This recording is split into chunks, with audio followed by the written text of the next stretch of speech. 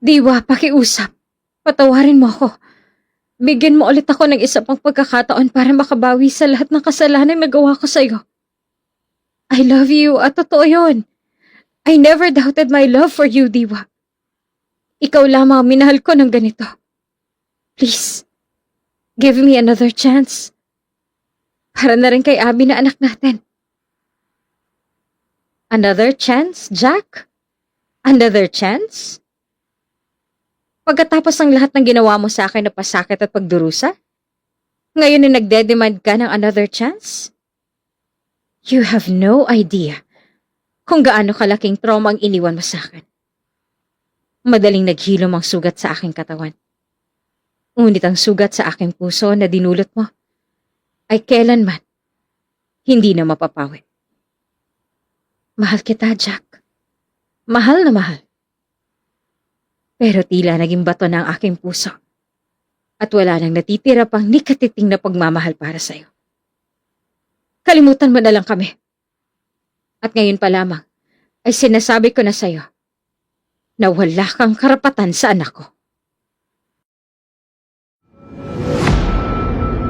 Kung bago ka pa lang sa channel na ito, Ate Jane TV, huwag kalimutang pindutin ang notification bell and subscribe button.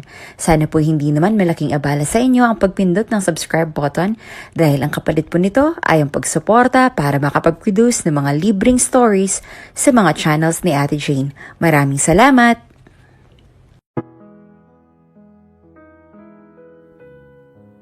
Halos umabot na rin ang 2 taon ang naging relasyon ni Diwa at Jack na parehong nasa mayamang pamilya.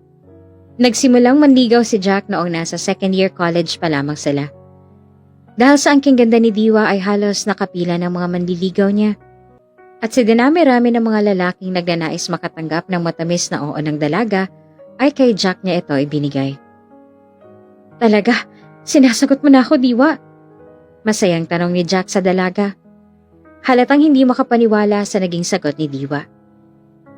Oo nga, sinasagot na kita. Tayo na.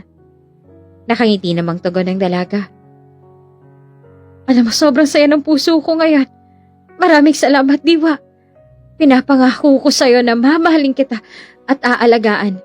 At kailanman na hindi kita sasaktan. I love you, Diwa. Pangako pa ng binata sa dalaga. At kaagad naman itong sinagot ni Diwa. Mahal na mahal din kita, Jack. At sana hindi ka magbago. Sambit nito. Siyempre naman. Kung magbabago man ako, ay yun ay mas lalo pa kitang mamahalin. Tandaan mo yan.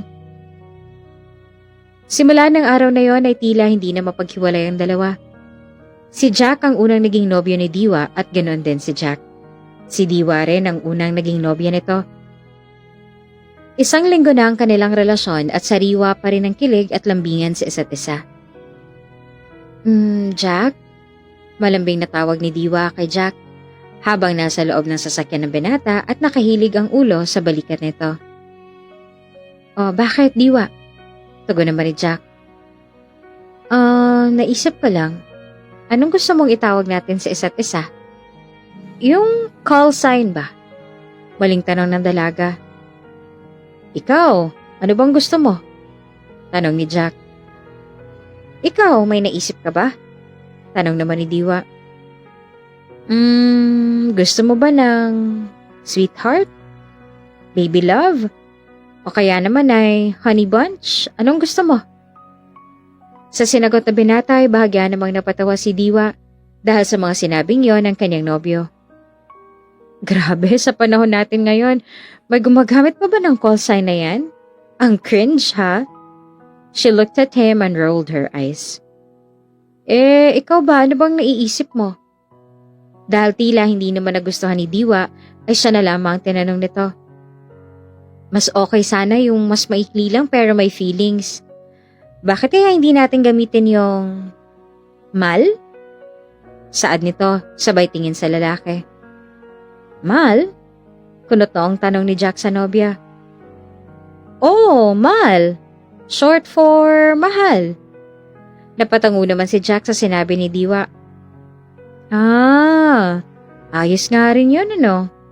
Saad ni Jack at sumang-ayon sa naisip ng nobya. Oo, kaya simula ngayon, Mal na lang tawagan natin sa isa't isa.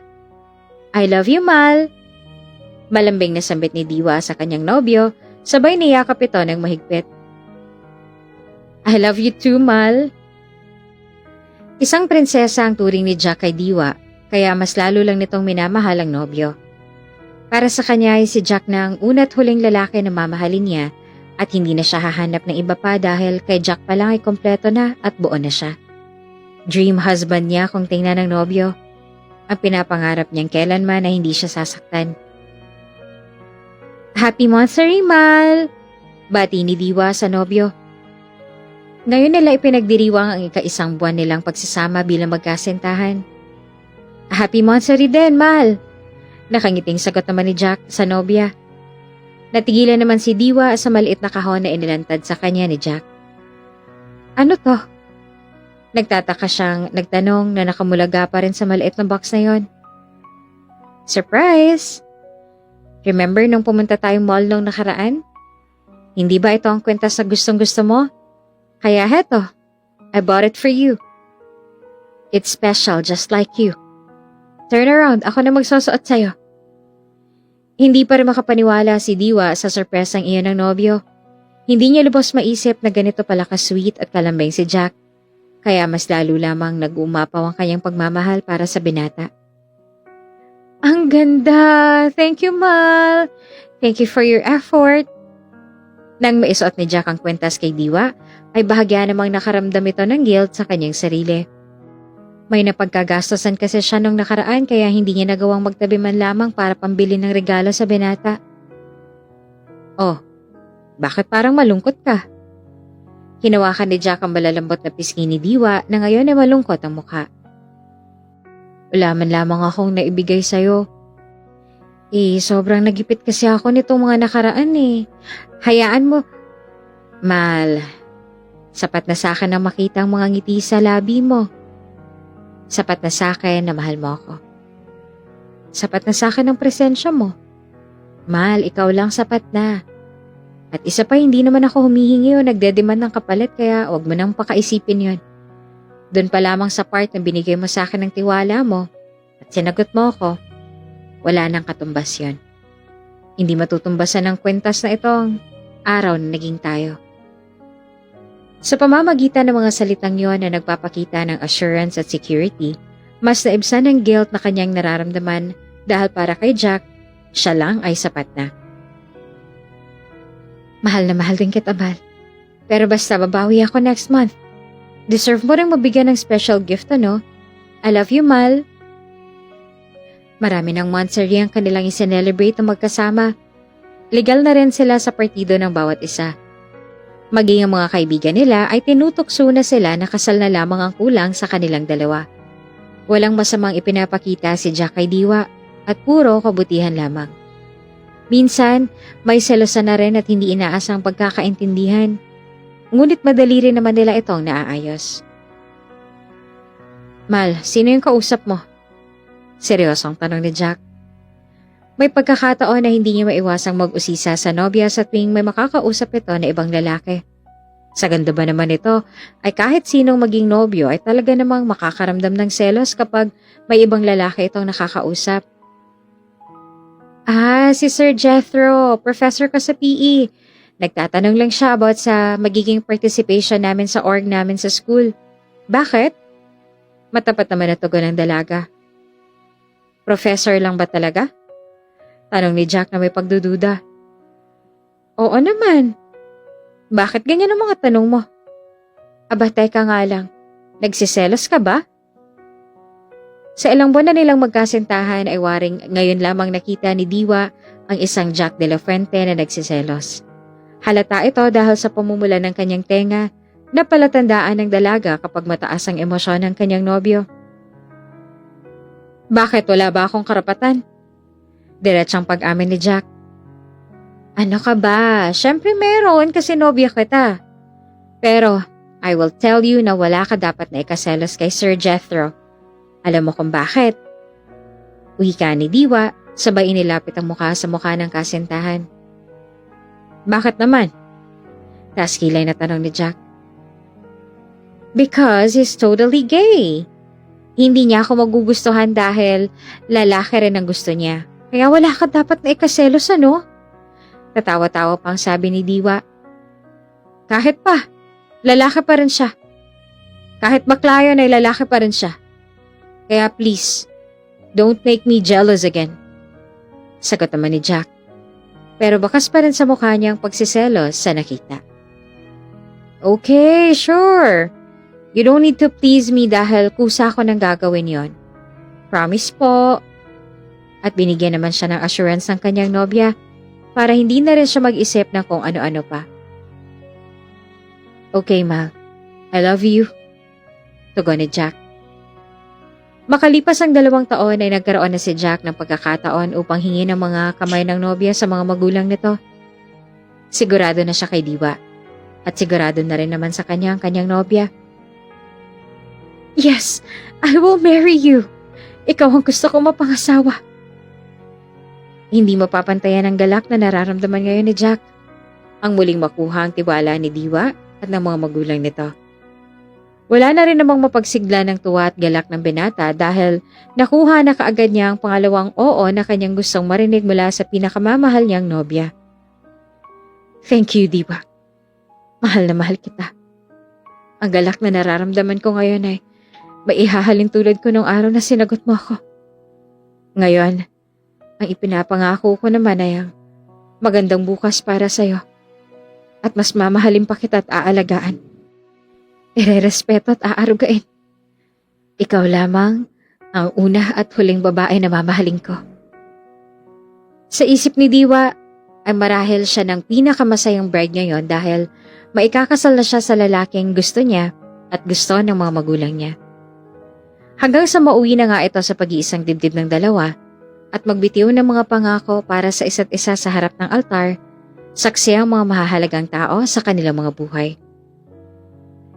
Jack, pinapaubaya ako na sa iyo ang unika iha ko, ha?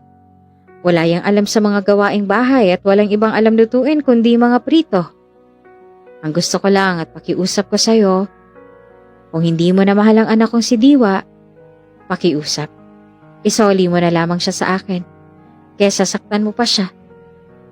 Kailanman, ay hindi ko nalapatan yan ang aking palad sa kanyang katawan.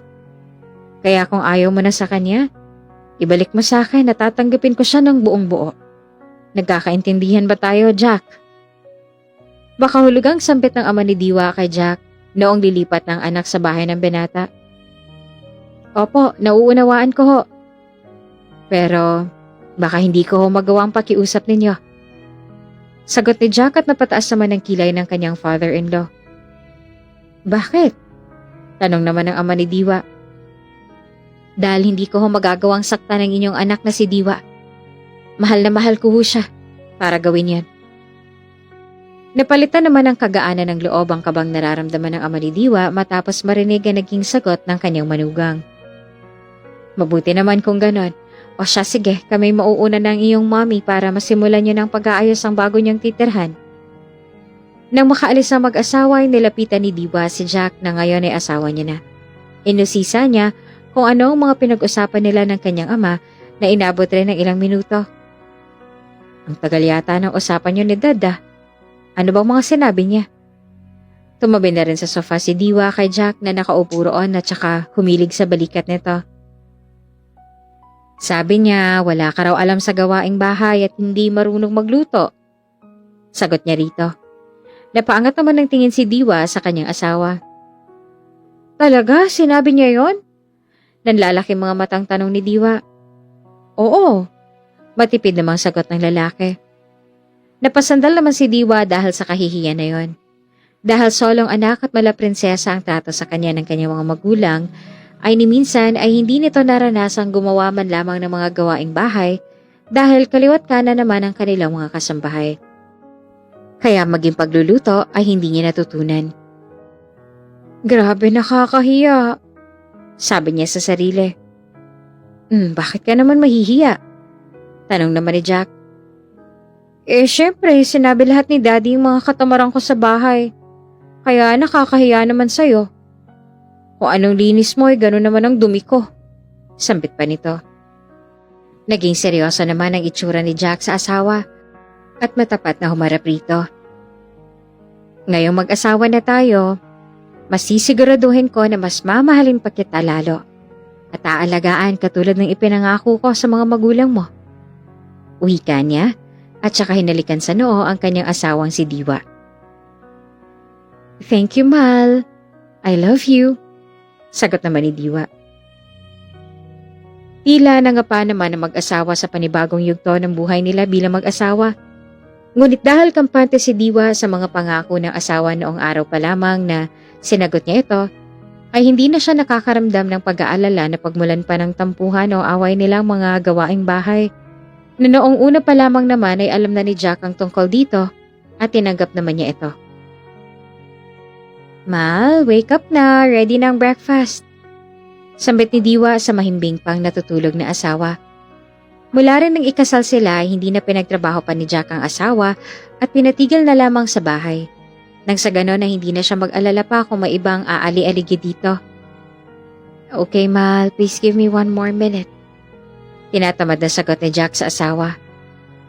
Okay, susunod ka sa baba ha.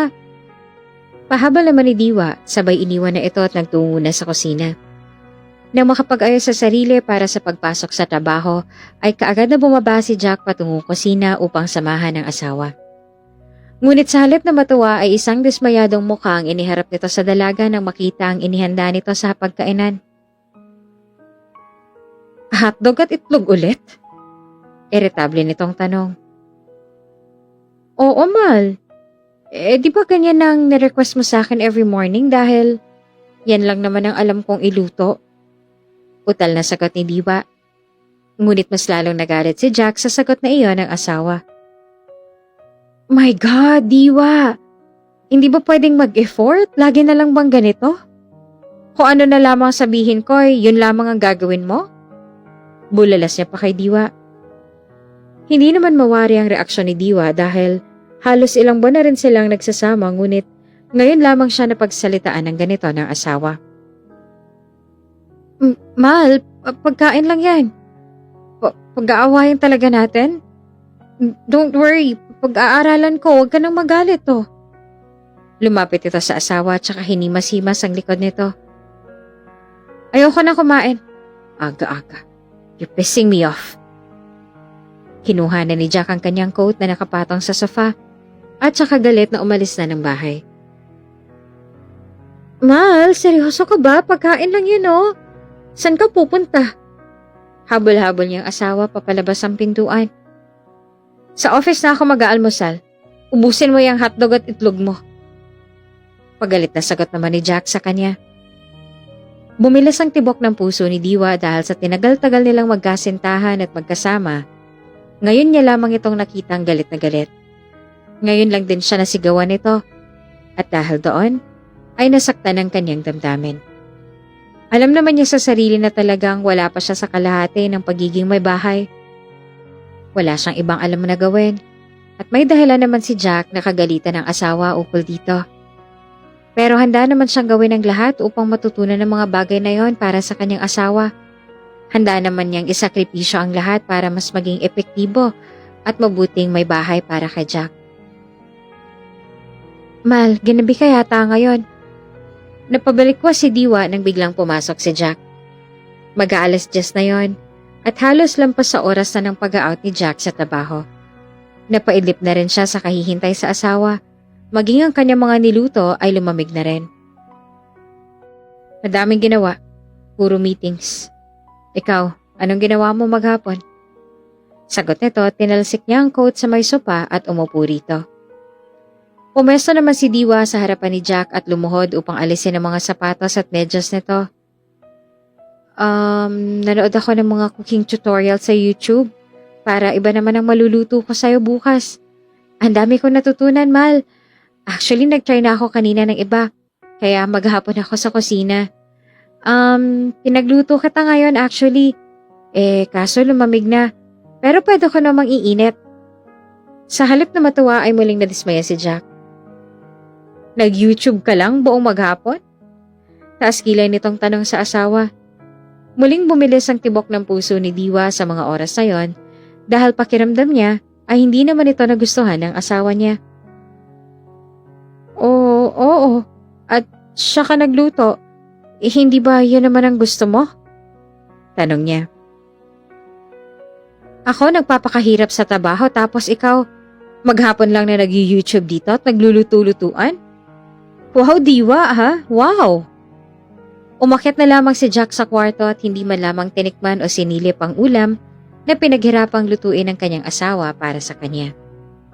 Since that day, ay mas lalong bumigat at humigpit ang pakikitungo ni Jack kay Diwa. Nawala ng parang bula ang mga matatamis na salita at mga panangako niya sa asawa noong nag-uumpisa pa lamang sila. Pansin ni Diwa ang malaki at mabilis sa pagbabago ngayon ni Jack. Ilang buwan pa lamang silang mag-asawa ay malayong-malayo na ito sa dating Jack na nakilala niya.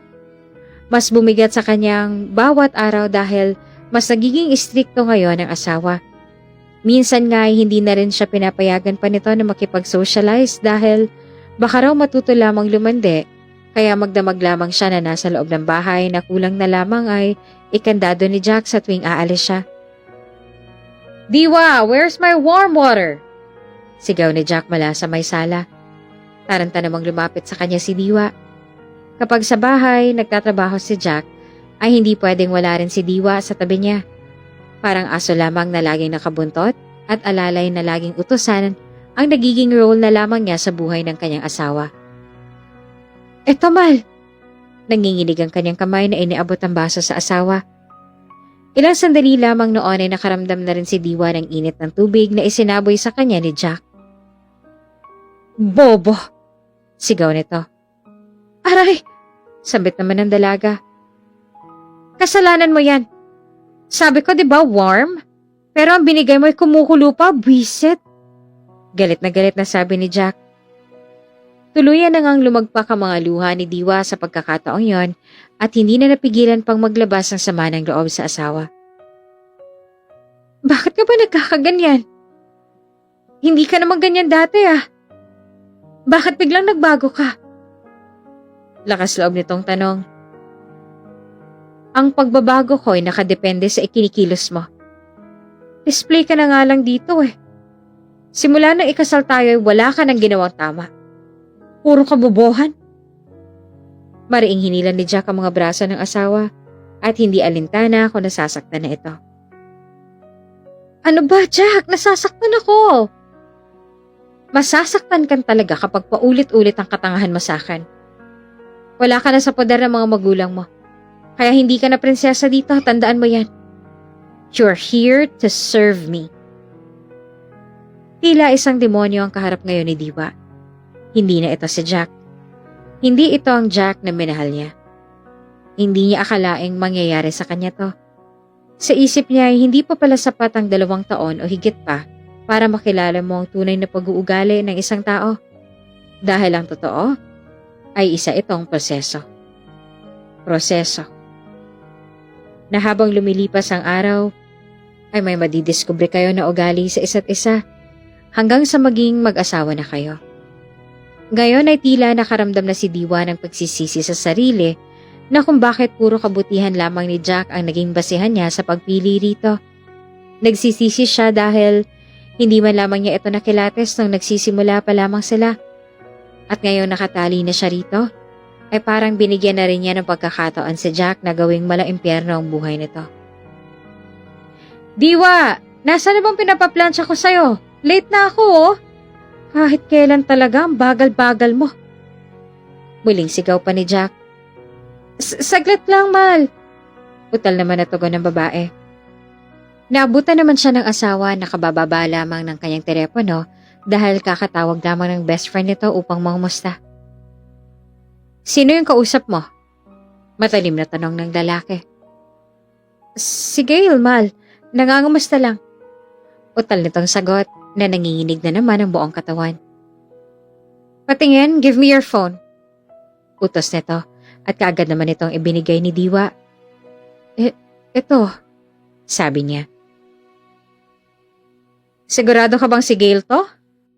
O baka naman iniba mo lang ang pangalan? Pagdududa naman ni Jack. Ano ka ba? Si Gail yan. Kahit tawagan mo pa. Muling napaaray si Diwa sa sakit na ibato sa kanya ni Jack ang kanyang cellphone. Aray! Sabi nito.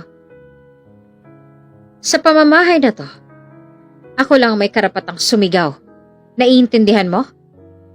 Tagasunod ka lang, Diwa. Wala kang karapatan na suwayin ako. At kapag nalaman kong nagsusumbong ka kung kani-kanino, maging sa mga magulang mo, hindi mo magugustuhan ang gagawin ko.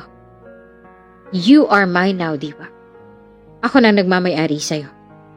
At kung sino mang lalaki ang aali-aligid sa'yo, papatayin ko. Tandaan mo yan, ha? Mabuti na nagkakaintindihan tayo. He is now looking at her like a devil, full of anger and detestation. She couldn't bear the thought. Where the hell on earth does Jack get all this hatred and abhorrence? Wala siyang ideya kung anong pinaguhugutan nito kung bakit ganoon na lamang kagalit ito sa kanya. Madalas na rin siyang mapagwahatan nito ng kamay at nagiiwan pa ng mga pasa at bugbog sa katawan. Iniiyakan na lamang niya ito gabi-gabi at maging ang sarili niyang mga magulang ay pinagbawalan na rin ni Jack na kausapin niya. Wala na siyang mukhang maihaharap pa sa mga kaibigan maging sa mga magulang niya. Ubos na siya. Hirap na ang kalooban niya. Gusto niya nang kumawala sa poder ni Jack, ngunit may pumipigil pa rin sa kanya. He still love him, pero hindi niya alam kung tama pa ba. Hindi niya alam ang tama sa mali at mali sa tama.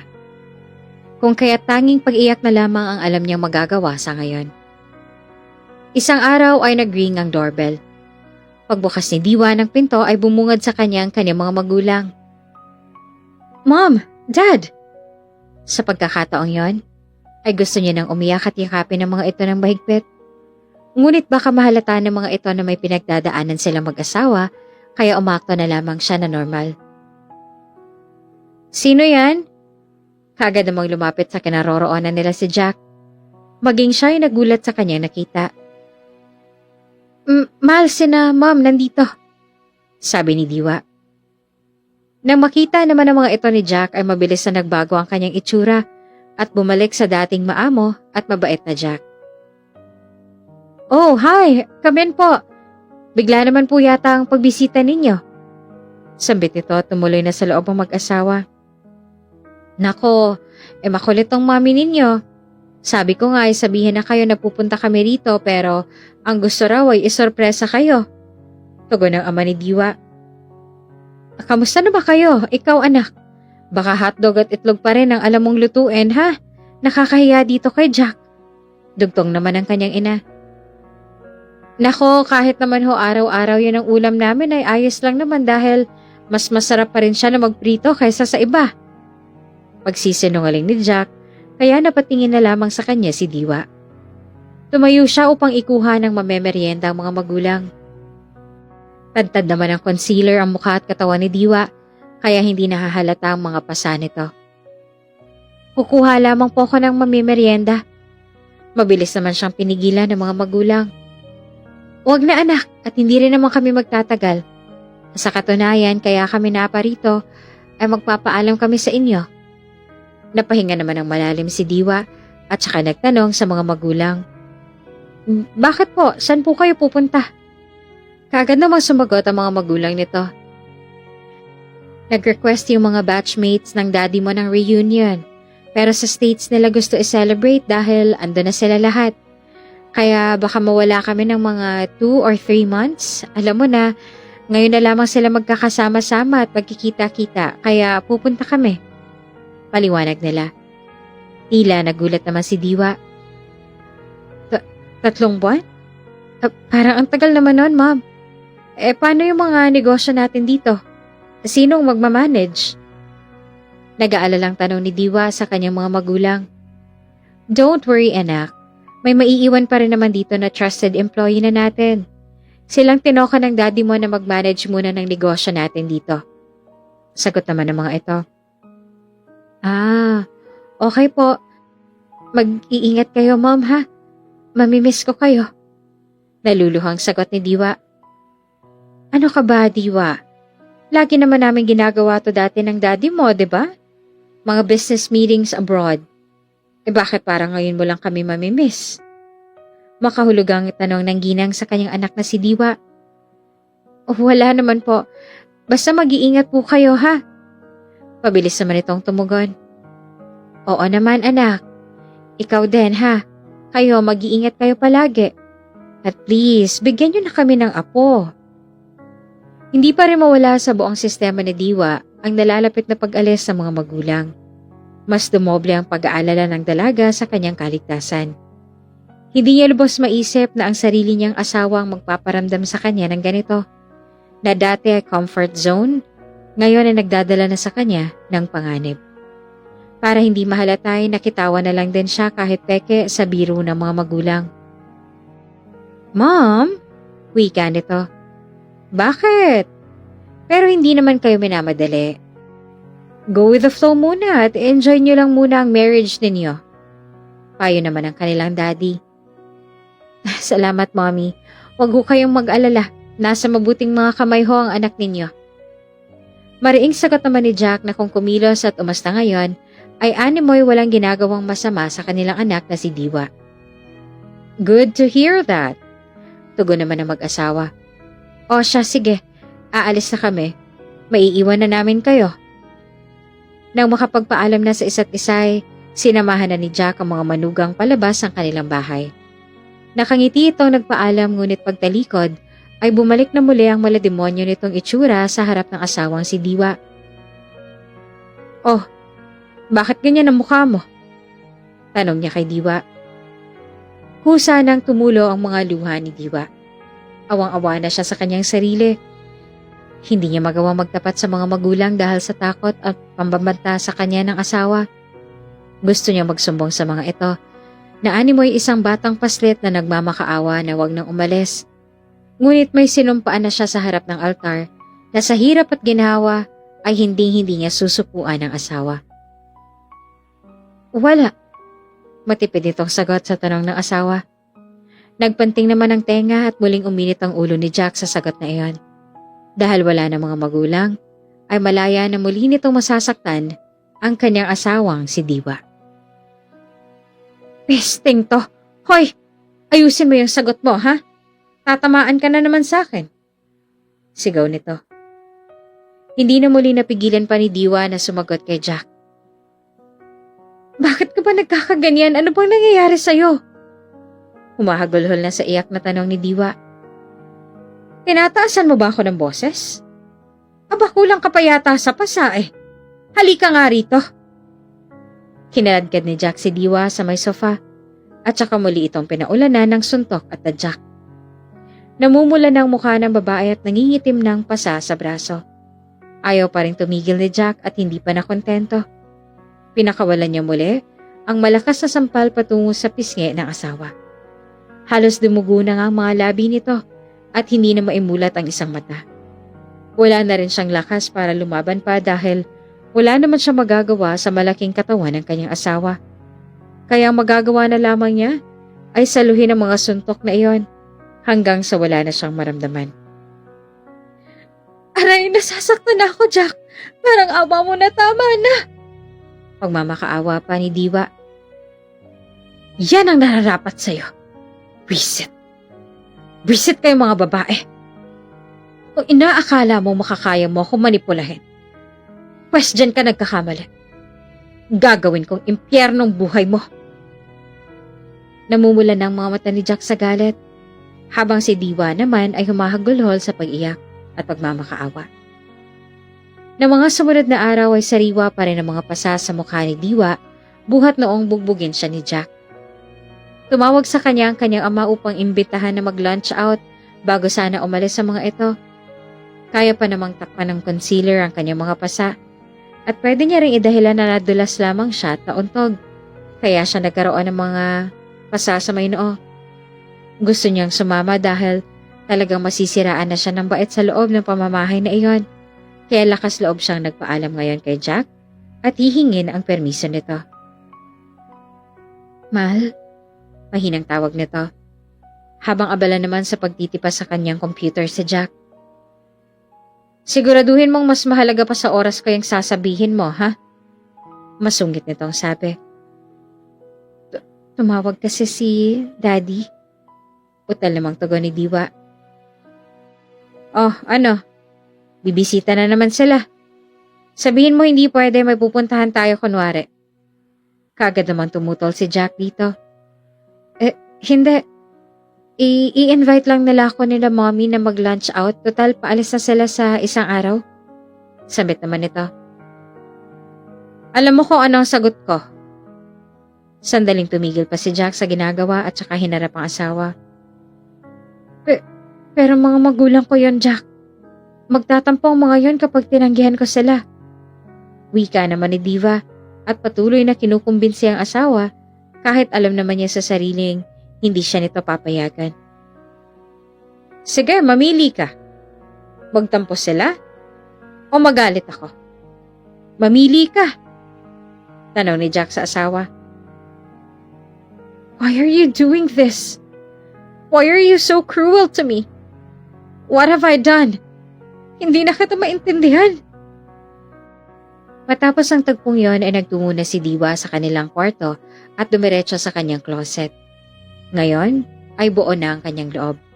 Aalis na siya at iiwan na si Jack. Para sa kanya ay sumusobra ng binata sa ginagawa niyang yan sa kanya. Mabilis naman siyang hinabol ni Jack. Anong ginagawa mo? Saan ka pupunta? Nagtatakang tanong ni Jack kay Diwa na abala na sa pag-iempake ng kanyang mga gamit. Maghiwalay na lang tayo. Total hindi naman asawang turing mo sa akin. Katulong ang kailangan mo, Jack. Hindi asawa.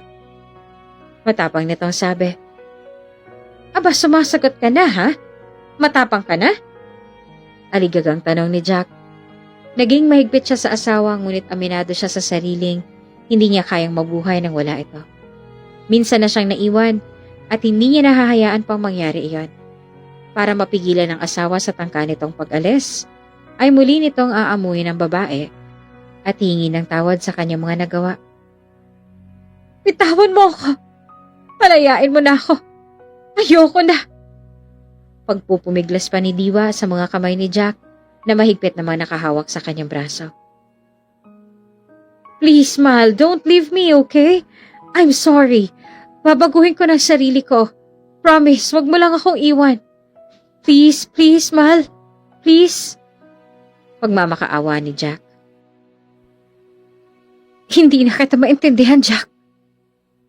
Hindi na ikaw ang Jack na nakilala ko. Sagot ni Diwa at tila desidido na sa kanyang desisyon. Sorry na. Mahal na mahal ka sa kita kaya ayoko mawala ka. Please, Diwa, let's fix this. Niyakap nito ng mahigpit si Diwa. Nagmamakaawa at umiiyak pa sa harapan nito. Muling nangako at nagsusumamo. At dahil likas sa mga babae ang malumbot ang puso, muli itong pinagbigyan ni Diwa ng panibagong pagkakataon. Muli niya itong pinatawad at pinagbigyan. Dahil sa kabila ng mga kalupitan nito sa kanya, naniniwala siyang may tsansa pa rin itong magbago at hindi niya maitatangging mahal pa rin niya ito. Ng mga sumunod na araw ay nakitaan naman niya ng pagbabago si Jack. Oh, Mal, gising ka na pala. Good morning, wait lang ha. Upo ka na muna riyan, nagluto na ako ng maaalmusal mo. Bungad sa asawang bagong gising. Upo ka na. Hinila naman ni Jack ang upuan at saka pinaupo ang asawa. Anong meron? Nagtatakang tanong naman ni Diwa. Gumising ng maaga si Jack upang ipagluto at ipaghanda ng pagkain si Diwa. Dahil katulad ng kanyang ipinangako, ay magbabago na ito para sa asawa at sisimulan niya sa pagsisilbi rito. Wala lang. Hindi ba sabi ko babawi ako sa'yo? Kaya heto, umumpisahan ko sa pagsilbi sa reyna ko. Sige na, kain ka na. Nakangiting sagot ni Jack. Salamat. Utal namang tugon ni Diwa. Nang matapos silang kumain ay magkatabi naman silang nanood ng movie sa may sala. Jack took his off to make time with his wife. Habang nanonood ay pareha silang natigilan ng may kumatok. Tumayo si Diwa at nagboluntaryong magbukas ng pinto. Mahal, may bisita ka. Sambit ni Diwa.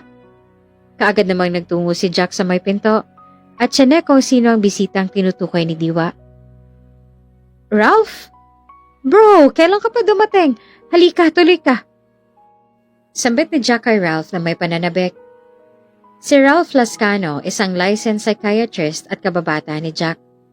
Halos magkapatid na ang turing nila sa isa't isa dahil naging business partners ang kanilang mga magulang noon. Mas bata ng 3 taon si Ralph kesa kay Jack, kaya kuya na ang turing niya rito.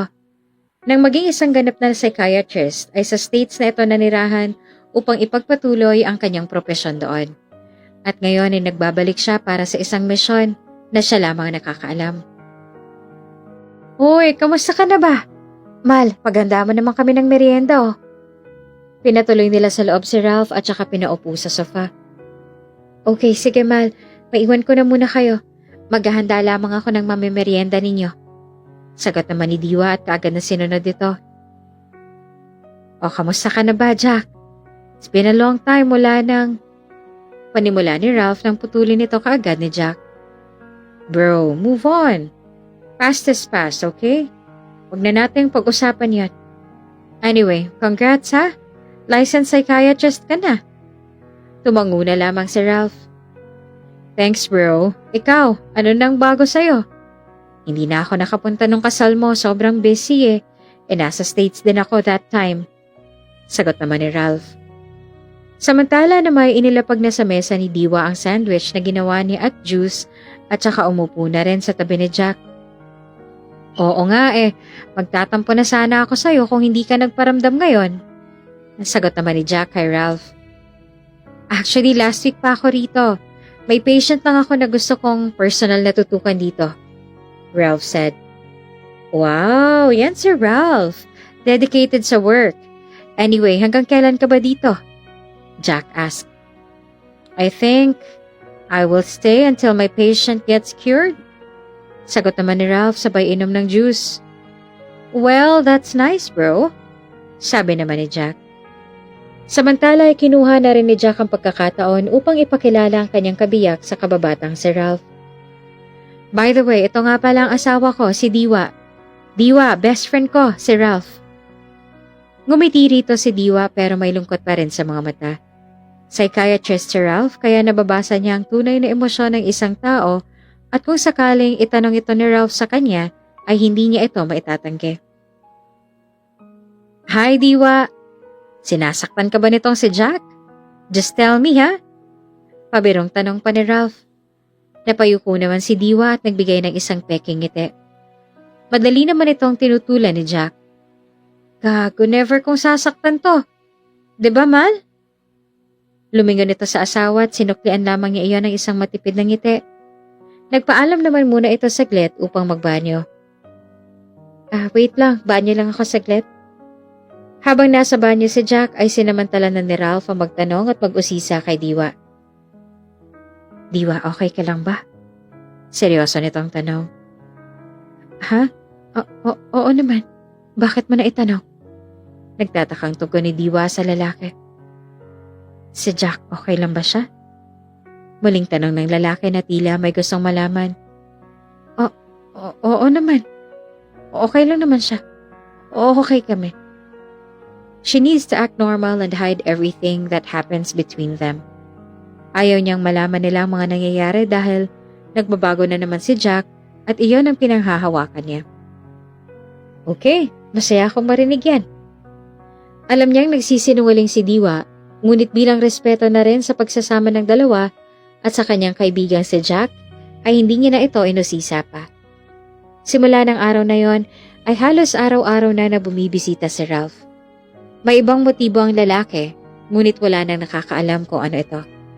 Napapansin naman ito ni Jack at nagsimula namang pagdudahan ng asawa. Anong meron sa inyo ni Ralph, ha? Seryoso nitong tanong kay Diwa. Sa amin? Wala. Diretsa namang sagot ni Diwa. Bakit halos araw-araw ang pagbisita niya rito? May tinatago ba kayo sa akin? Jack's face started to frown. Ano bang pinagsasasabi mo, Jack? Wala namang namamagitan sa amin ni Ralph. At kung nagpupunta man siya rito ng madalas, ay hindi yun dahil sa akin, kundi dahil sa'yo. Sa halip na paniwalaan, ay sinuklian lamang ito ng malakas sa sampal ni Jack at nagsisimula na naman siya. Nasasaktan ako, Jack. Tama na, para mo ng awa. Muling nangibabaw ang pagsusumamo at pagmamakaawa ni Diwa sa buong bahay. Hindi pa nakontento si Jack at kinaladkad pa ito patungo sa kanilang kwarto. Ang kapal ng mukha mong lokohin ako, ha? Ang lakas ng loob mo at harap-harapan ko pa. Sa ganitong pagkakataon ay wala nang ibang pinaniniwalaan si Jack. Ayaw niyang saktan si Diwa, ngunit may nag-uudyok sa kanya na gawin ito. Nararamdaman niyang matinding satisfaction sa tuwing nasasaktan niya ang asawa. Tila nasasapian ng demonyo kapag napagbubuhatan niya ito ng kamay. Ilang beses ko pang sasabihin sa iyo na walang namamagitan sa amin ni Ralph. Bakit pa hindi mo maintindihan yon? Bulala si Diwa na nakahilata na ngayon sa kama. Tandaan mo to. Sa akin ka lang. Walang ibang pwedeng umangkin sa'yo, kundi ako lang. Wala nang iba. Nagdilim ng paningin ni Jack at tila hindi na nakikita ang asawa. Marahas niyang inalis ang mga saplot nito at tinapan sa sahig. Hinang-hina ang katawan ni Diwa at hindi niya na kayang manlaban. Walang sawang hinalikan ng lalaki ang mga labi ni Diwa. Pakalat sa buong katawan nito hanggang sa tuluyan ng may mangyari sa kanila. Asawa niya si Jack, ngunit tila hindi makatao ang ginawa nito sa kanya. Buong akala niya ay nagbago na ito. Buong akala niya ay hindi na muling uulit ito. Ngunit hindi lahat ng akala ay tama. Hindi lahat ng akala ay nagkakatotoo. Muli siyang nagtiwala at umasa. Muli niyang ibinigay ang kanyang sarili sa asawa kahit ni Katiting ay wala nang matira para sa kanya. Labis-labis naman ang kanyang pagsisisi dahil sa muli niyang pagtanggap kay Jack. Habang natutulog si Jack ay sinamantala na ni Diwa ang kanyang tuluyang pag-alis. Marahan siyang lumabas ng kwarto at saka malaya nang umalis sa buong bahay. Ngunit hindi pa man siya nakakalayo ay naalimpungatan na si Jack at saka agad ang unang hinanap nito. Nakalabas na siya ng gate at doon nagtago sa may damuhan. Kita niyang lumabas na rin si Jack kaya mas lalong bumilis ang kanyang kaba. Kasabay na mabilis sa buhos ng ulan ng matinding emosyon na kanyang niyayakap ngayon. Hindi makatakbo si Diwa dahil isang galaw pa lamang niya ay malamang na makikita na siya ng asawa kaya nanatili na lang siyang nakakuble at nananahimik sa kanyang pinagtataguan. Diwa! Malakas sa sigaw ni Jack. Nasaan ka? Galit na galit at aniw ay isang kriminal na hinahanap ang kanyang magbibiktima. Lumabas ka! Pero nananatili si Diwa at pinipilit na hindi matinag. Nanginginig na siya sa lamig at pati na rin sa takot. Ngunit handa niyang tiisin ito para hindi siya makita ng galit na asawa. Huwag mo nang hintayin pang magalit ako sa'yo ng tuluyan. Lumabas ka na, Diwa! Natunto ni Jack ang damuhang pinagtataguan ni Diwa at nang hawiin niya iyon ay wala na ang asawa. Nilakasan na ni Diwa ang kanyang loob at tumakbo at dumaan sa likod hanggang sa mapadpad siya sa kabilang daan. Sa kabutihang palad ay nakita siya ni Ralph na kumakaripas ng takbo kaya kaagad niya itong sinaklolohan at simula noon ay tuluyan ng hindi nakita ni Jack si Diwa. Awang-awa naman si Ralph habang pinagmamasdan niya ang kawawang si Diwa. Tama ngang hinala niya at sa loob niya ay tama ngang naging desisyon niya na bumalik ng Pilipinas. Pansamantala niyang kinupkop si Diwa upang maitakas sa malupit na asawang si Jack. Samantala, aligaga naman at balisa naman si Jack na halos hindi nakakatulog sa kaiisip kung nasaan na si Diwa. Hanggang sa tumawag ang mga magulang nito sa kanya. Hello, iho. Kamusta? Pwede ba naming makausap si Diwa? Hindi namin siya makontak eh. Nandyan ba siya? Bungad ng ina ni Diwa. Nag-isip naman ngayon ng maaalibay si Jack upang pagtakpan ang kanyang mga nagawa. Nako, nagpunta siya sa kaibigan niya. May kaunti lamang po kaming tampuhan pero minor lang naman po. Actually, susunduin ko na po siya ngayon. We'll call you na lang po kapag magkasama na kami. Pagsisinungaling niya pa. Ganun ba? Nako sige. Kung ano man yan ay ayusin nyo kaagad ha. Balitaan mo kami, Jack. Tugon naman ang ginang. Opo, sige po. Mauna na po ako. At tuluyan ng binaba ni Jack ang telepono. 2 linggo nang nakararaan buhat nang mangyari iyon. Matalim siyang nakatingin sa kawalan habang umiinom ng wine. Halos magsilabasan na ang mga ugat sa kanyang sentido dahil sa panggagalit ng kanyang panga. Sa puntong ito ay isa lamang naiisip niyang maaaring tumulong kay Diwa. At iyon ay si Ralph. Kinuha niya ang susi ng sasakyan at saka pinaandar na ito patungo kina Ralph. Galit na galit niyang hinawakan ng manibela at mariing nakatingin sa daan. Nang makarating ay mabilis niyang tinahak ang pintuan ng bahay ng mga ito at doon ay nag-iskandalo at nagsisisigaw. Ralph, lumabas ka! Inaasahan na ito ni Ralph kaya kaagad niyang pinagbuksan ng kaibigan. Bro! Kunot na ang wika ni Ralph. Huwag mo ako matawag-tawag na bro. Nasaan ang asawa ko? Nasaan si Diwa? Ilabas mo siya. Mariing tanong ni Jack kay Ralph. Ngunit dahil magaling magtago ng damdamin si Ralph ay nagmaang-maangan na lamang ito sa nangyayari. Ha? Bakit dito mo siya hinahanap? At saka bakit mo siya hinahanap? Nag-away ba kayo? Naguguluhan itong sabi. Huwag kang magmaang-maangan pa, Ralph. Ilabas mo asawa ko. Matalim nitong sabi. Wala siya rito kahit halughugin mo pang buong bahay. At kahit itanong mo pa sa mga katulong ko. Hindi ako umalis ng bahay maghapon at hindi rin naman alam ni Diwa ang lugar na to. Kalmadong paliwanag naman ni Ralph. Siguraduhin mo lang, Ralph. Sa oras na malaman kong nasa'yo si Diwa, parehas ko kayong ibabaon ng buhay sa lupa. Kakalimutan kong itinuring na kitang bunsong kapatid. Hindi naman kumbinsido si Jack sa sinabing iyon ni Ralph. Ngunit wala na rin naman siyang nagawa, kundi ang umalis ng walang payak at tiyak na kasagutang nakuha. Wala ring balak pa si Ralph na pag-ayusin ng dalawa hanggat hindi naaayos ni Jack ang kanyang sarili. Sobrang trauma na ang natamo ni Diwa sa kamay ni Jack na nagdulot sa kanya ng pagkawala ng tiwala sa sarili at pag-asa pa sa buhay. Kaya na makaalis si Jack ay kaagad niya nang pinuntahan si Diwa na nakatago sa loob ng kanyang kwarto. Takot na takot pa rin si Diwa kahit malayo na siya sa presensya ng asawang si Jack. Lumabas ka na riyan, wala na siya, sabi ni Ralph. Sigurado ka? Utal na tugon naman ni Diwa. Oo, ayusin mo ng sarili mo. Ibabalik na kita sa inyo. Desidido na si Ralph na ibalik na ang dalaga sa kanyang mga magulang at batid niyang ito rin naman ang gusto nito. Bakit mo ginagawa to? Maluhaluhang tanong nito sa binata. Dahil ito ang dapat. Sige na, maglinis ka na ng katawan. Magpapaakyat na lamang ako rito kay Manang ng damit na maisusuot mo. Tapos ay isasama na kita pa uwi sa inyo. Hindi na nakasagot pa si Diwa. Ngunit sa loob-loob niya ay sobrang pasasalamat niya kay Ralph sa pagtulong nito sa kanya kahit na ang kapalit nito ay ang pagkakaibigan at pinagsamahan ng dalawa simula pa lamang noong bata pa sila. Nang makapag-ayos si Diwa ay isinama na ito ni Ralph papunta sa kanyang mga magulang.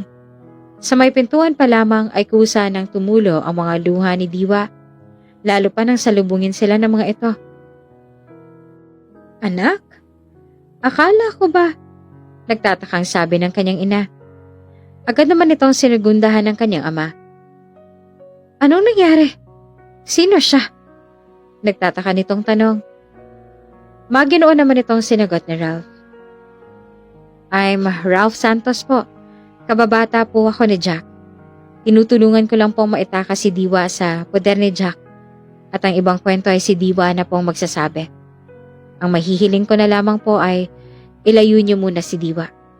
Huwag niyo hong ipaalam kay Jack na nasa poder niya siya. Kung kinakailangan niyo hong magsinungaling at magkunwari, gawin niyo ho para sa kaligtasan ng anak ninyo. Mauna na ho ako. Diwa, ako nang humihingi ng tawad sa mga nagawa ni Jack sa'yo. Pero isa lang ho ang masisiguro ko, na may kabutihan din ang kaibigan ko sa kanyang puso. At yun ang tatrabahuhin kong gamutin. Sige, Diwa. Take care of yourself. I'll go ahead. Hindi na rin nagtagal pa si Ralph kaya umalis na rin siya. Saka naman sinamantala ng mag-asawang pag-uusisa sa umiiyak na anak. Pinapasok na muna nila ito sa loob at saka inilok ang pinto. Anak, ano bang nangyayari? Mahinahong tanong ng ginang. Mom. Dad? Diwa said with a cracked voice. Sige lang, iiyak mo lang anak. Ligtas ka na. Nandito na kami ng daddy mo. Huwag ka nang matakot. Wala nang salitang namumutawi pa sa bibig ni Diwa. Wala nang kakayahan pang magsalita at magsumbong.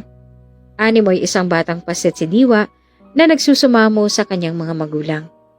Tanging pagmamakaawa at paghingi ng saklolo ang nanaig sa isip ng dalaga, kung kaya't hinayaan na lamang siya ng mga magulang na iiyak lahat ng sakit na kanyang pinagdadaanan sa mga kamay ng kanyang marahas na asawa na si Jack. Bilang magulang ay hindi naman ito matanggap ng mag-asawa. Hindi nila ito papalampasin at kailangan nilang aksyonan ang karumal-dumal na sinapit ng kanilang anak. Ngunit si Diwa nang humihiling na ilayo na lamang siya at wag nang ibalik pang muli sa lugar na yon. Pinasuri nila si Diwa sa kanilang private doctor upang malunasan ang mga sugat at pasa nito sa katawan. Dok, kamusta ho ang anak ko? Tanong ng ginang at umupo sa tabi ng kama na hinigaan ng kanyang anak. Tumugon naman kaagad ang doktor na may pagtataka. Alam niyo po ba? Ang alin ho? Nagtatakang tugon ng mag-asawa. She's 2 weeks pregnant. Hindi dapat siya na-i-assess sa mga ganito. Saad ng doktor na lalong ikinagulat ng mag-asawa, maging ni Diwa. Ano ho? Buntis ako? Tanong ni Diwa. Yes. And I recommend na mas doblehin mong pag-iingat. Dahil ang ganyang stage ang medyo maselan sa mga buntis. At yung mga pasa at bugbog mo sa katawan mo, hindi ko alam kung saan nanggaling yon pero hindi ka dapat nasasaktan ng ganyang kalala na nagkukos ng matinding pamamasa. I will give you vitamins at itong pampakapit para safe pa rin ang bata sa sinapupunan mo. Paliwanag naman ng doktor. Thank you, Doc. Tatawag na lang kami kapag kinakailangan. Upang makapag-isip at mapag-usapan ang gagawing plano, ay minarapat na nilang magpaalam sa doktor. Nang makaalis ay hindi na napigilan pa ni Diwang umiyak at mag-alala para sa kaligtasan nilang mag-ina. Ma'am, ano hong gagawin ko? Hindi ito maaaring malaman ni Jack. Ayokong malaman niya. Sabi nito. Huwag kang mag-alala. Gagawa ko ng paraan. Ilalayo ko kayong mag-ina sa demonyong Jack na yan. At sisiguraduhin kong hindi na siya kailanman makakapasok sa buhay niyo na magiging apo ko. Mas mabuti na yung alam niyang patay ka na para wala na siyang aasahan pa. Matalim at matapang na sagot naman ng kanyang ama. Hindi ko nahahayaang malapatan ka pa ng malupit niyang mga palad. Hindi ko na siya bibigyan pa ng pagkakataon. Walang hiya siya. Wala siyang isang salita. Dugtong pa nito. Dahil maraming properties and islands, naisipan ng mag-asawa na dalhin si Diwa sa isa nilang tagong isla na walang iba nakakaalam. Dito ay sigurado silang ligtas ang dalaga at hindi na masusundan pa ni Jack. Dito ay makakapagsimula ng panibagong buhay at simula ang anak kasama ang kanilang magiging apo. Makakatulong din ang maganda ng tanawin dito at masarap na simoy ng hangin dahil sa napapaligiran nito ng magandang karagatan. Ito rin ang hiling sa kanila ng anak at wag nang gumawa pa ng isa pang kasalanan. Dahil kilala ni Diwa ang kanyang ama. Kaya nitong mag-hire ng tao para ipatumba si Jack. Ngunit hindi ito yung gusto niyang mangyari. Mas mabuti na lamang na tuluyan ang mawalan siya ng balita sa kanya at isipin na patay na ito. Dahil simula naman ang pasukin niya ang malaimpyerong buhay kasama si Jack, ay unti-unti na rin naman siyang namamatay, kaya wala na ring pinagkaiba rito. Samantala, tuluyan ang naging miserable ang buhay ni Jack. Hindi na ito nakapagtrabaho at araw-araw ay naglalasing na lamang. Hindi naman siya hinayaan ni Ralph sa ganito ang sitwasyon, kaya ay bumibisita ito rito. Anong ginagawa mo rito? Seryosong tanong ni Jack. para i-check ka. Diretsa naman itong tugon. Lumayas ka. Tapos bokong traidorin. Hindi kita kailangan. Galit na sambit ni Jack. You need me, Jack. You need me more than anyone. Anything. This time ay desidido na si Ralph na tulungan ng kaibigan dahil hindi na si Diwa ang kailangan nito, kundi tulong na medikal na. Gusto niyang suriin ang pinagdaanan at pinagdadaanan ng kaibigan. Hindi niya hahayaang magsawalat wala ang pagpupursige sa pag-aaral sa kanyang propesyong pinili kung ang sariling kaibigan niya na kapatid ng turing niya ay hindi niya maisasalba. Ngunit nananatiling sarado ang mga mata at isip ni Jack sa pagkakataong ito. Anong pinagsasasabi mo? Jack, I'm a psychiatrist at napapansin ko na ang nagiging pagbabago sa'yo. Hindi ikaw si Jack na kababata ko. Mabait yon at malambot ang puso. Kaya naniniwala akong may mali sa'yo. I'm here because of you. Ikaw ang dahilan kung bakit ako bumalik. Hindi ikaw yan. You need my help, Jack. Nagsusumamong sabi ni Ralph. Paano mo nasabing may pagbabago sa akin? Ano? Nagsusumbong sa'yo si Diwa. Tapos kino-comfort mo siya kapag wala ako. Jack said. Hindi si Diwa, kundi ang daddy mo. Maging siya hindi na rin malaman ang nangyayari sa'yo. He asked me to come and help you. Sumingap naman si Jack at ngumisi. Wow. Kailan pa sila nagkaroon ng concern sa akin? Matapos silang sirain ang buhay ko? No, I don't need any one of you except Diwa. Si Diwa lang kailangan ko. Siya lang at wala ng iba. Kaya kung gusto mo ako matulungan, ilabas mo siya at ibalik mo siya sa akin. Matigas man ang puso ngayon ni Jack, pero naniniwala pa rin si Ralph na mapapapayag niya ang kaibigan. Kung gusto niyang maibalik muli sa buhay niya, ay kailangan niya munang siguraduhin maayos na rin ang kanyang buhay. Sa kabilang banda ay nakarating na rin si Diwa sa isang islang kanilang paglalagian. Minamasta ng dalaga ang buong lugar at tama nga ang kanyang mga magulang na nakakabawas ang alalahanin ang buong lugar na ito. Bata pa siya nang maisama siya ng mga magulang dito, kaya hindi na pamilyar sa kanya ang paligid, ngunit ang mga tauhan nila dito ay natatandaan pa niya. Manang Mildred, kayo na ho munang bahala sa aking anak at sa aking apo. Ingatan at alagaan niyo ho sila. Kapag may napansin kayong kahinahinalang tao, itawag niyo kaagad sa amin. Pero madalas pa rin kaming bibisita rito. Sambit ng ama ni Diwa at saka nagbigay ng ilang mga paalala. Naunawaan naman ito ni Manang Mildred na matagal nang naninilbihan sa kanila. Oho sir, wag na ho kayong mag-alala. Kami na hong bahala kina Ma'am Diwa at sa magiging apo ho ninyo. Tatawag ho kami kaagad kapag may ibang mukha na napadpad dito sa isla ninyo. Maraming salamat, Manang. Diwa anak, iiwan ka muna namin dito ha. Dito makakapagsimula kang muli. Walang mananakit sa'yo rito. Huwag ka mag-alala, madalas ka pa rin naming pupuntahan dito ng mami mo. Hindi lamang palagi dahil alam mo na baka matuntun ka ng hayop na yon. Nag-iingat lang tayo. Mahal na mahal ka namin, iha. Tama ang kanyang mga magulang. Kailangan nilang magdoble ingat ngayon dahil malamang ay pinamamanmanan na sila ni Jack sa kanyang mga tauhan. But as a man and a father, he will never let anyone hurt her daughter again. Never again. Natatakot ho ako. Paano kapag natuntun niya to? Wala kayo. Walang muling magtatanggol sa akin. Natatakot ako, Mom. Dad. Hindi pa rin mawala sa puso at isip ni Diwa ang pag-alala, lalo pa ngayon na nagdadalang tao na siya. Sabi nga ng doktor, kailangan niyang iiwas ang sarili sa stress at lungkot. Ngunit paano niya nga ito magagawa kung sariwa pa rin sa kanyang alaala ang mga ginawang pananakit sa kanya ng kanyang asawa? Don't be anak. Be strong, okay? Be strong for your baby.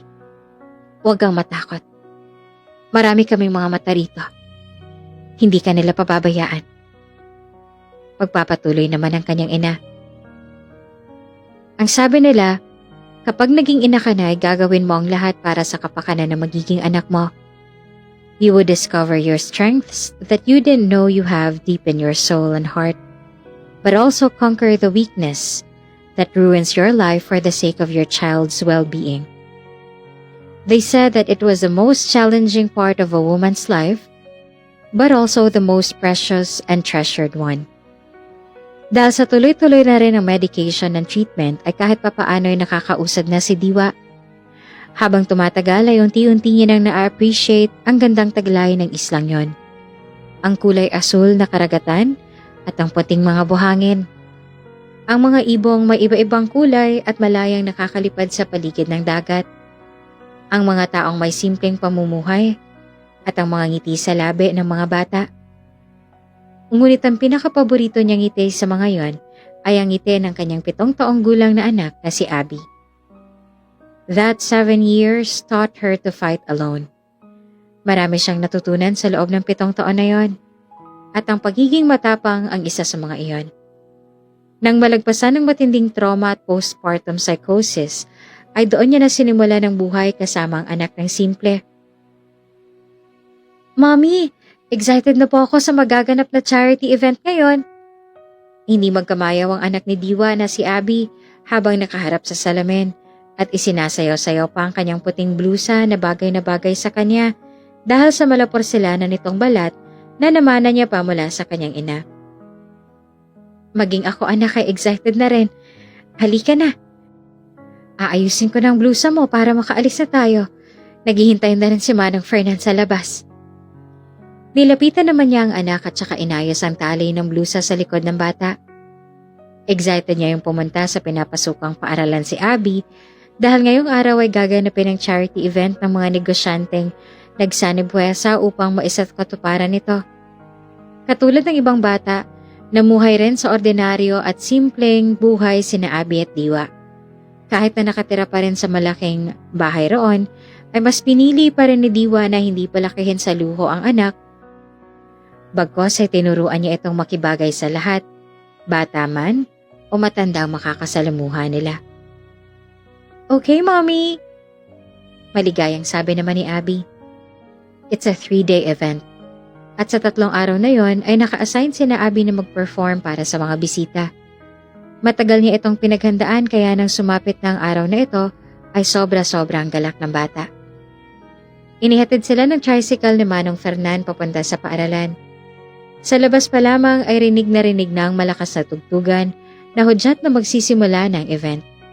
Nagkalat din ang mga batang kasakasama ang kanilang mga magulang.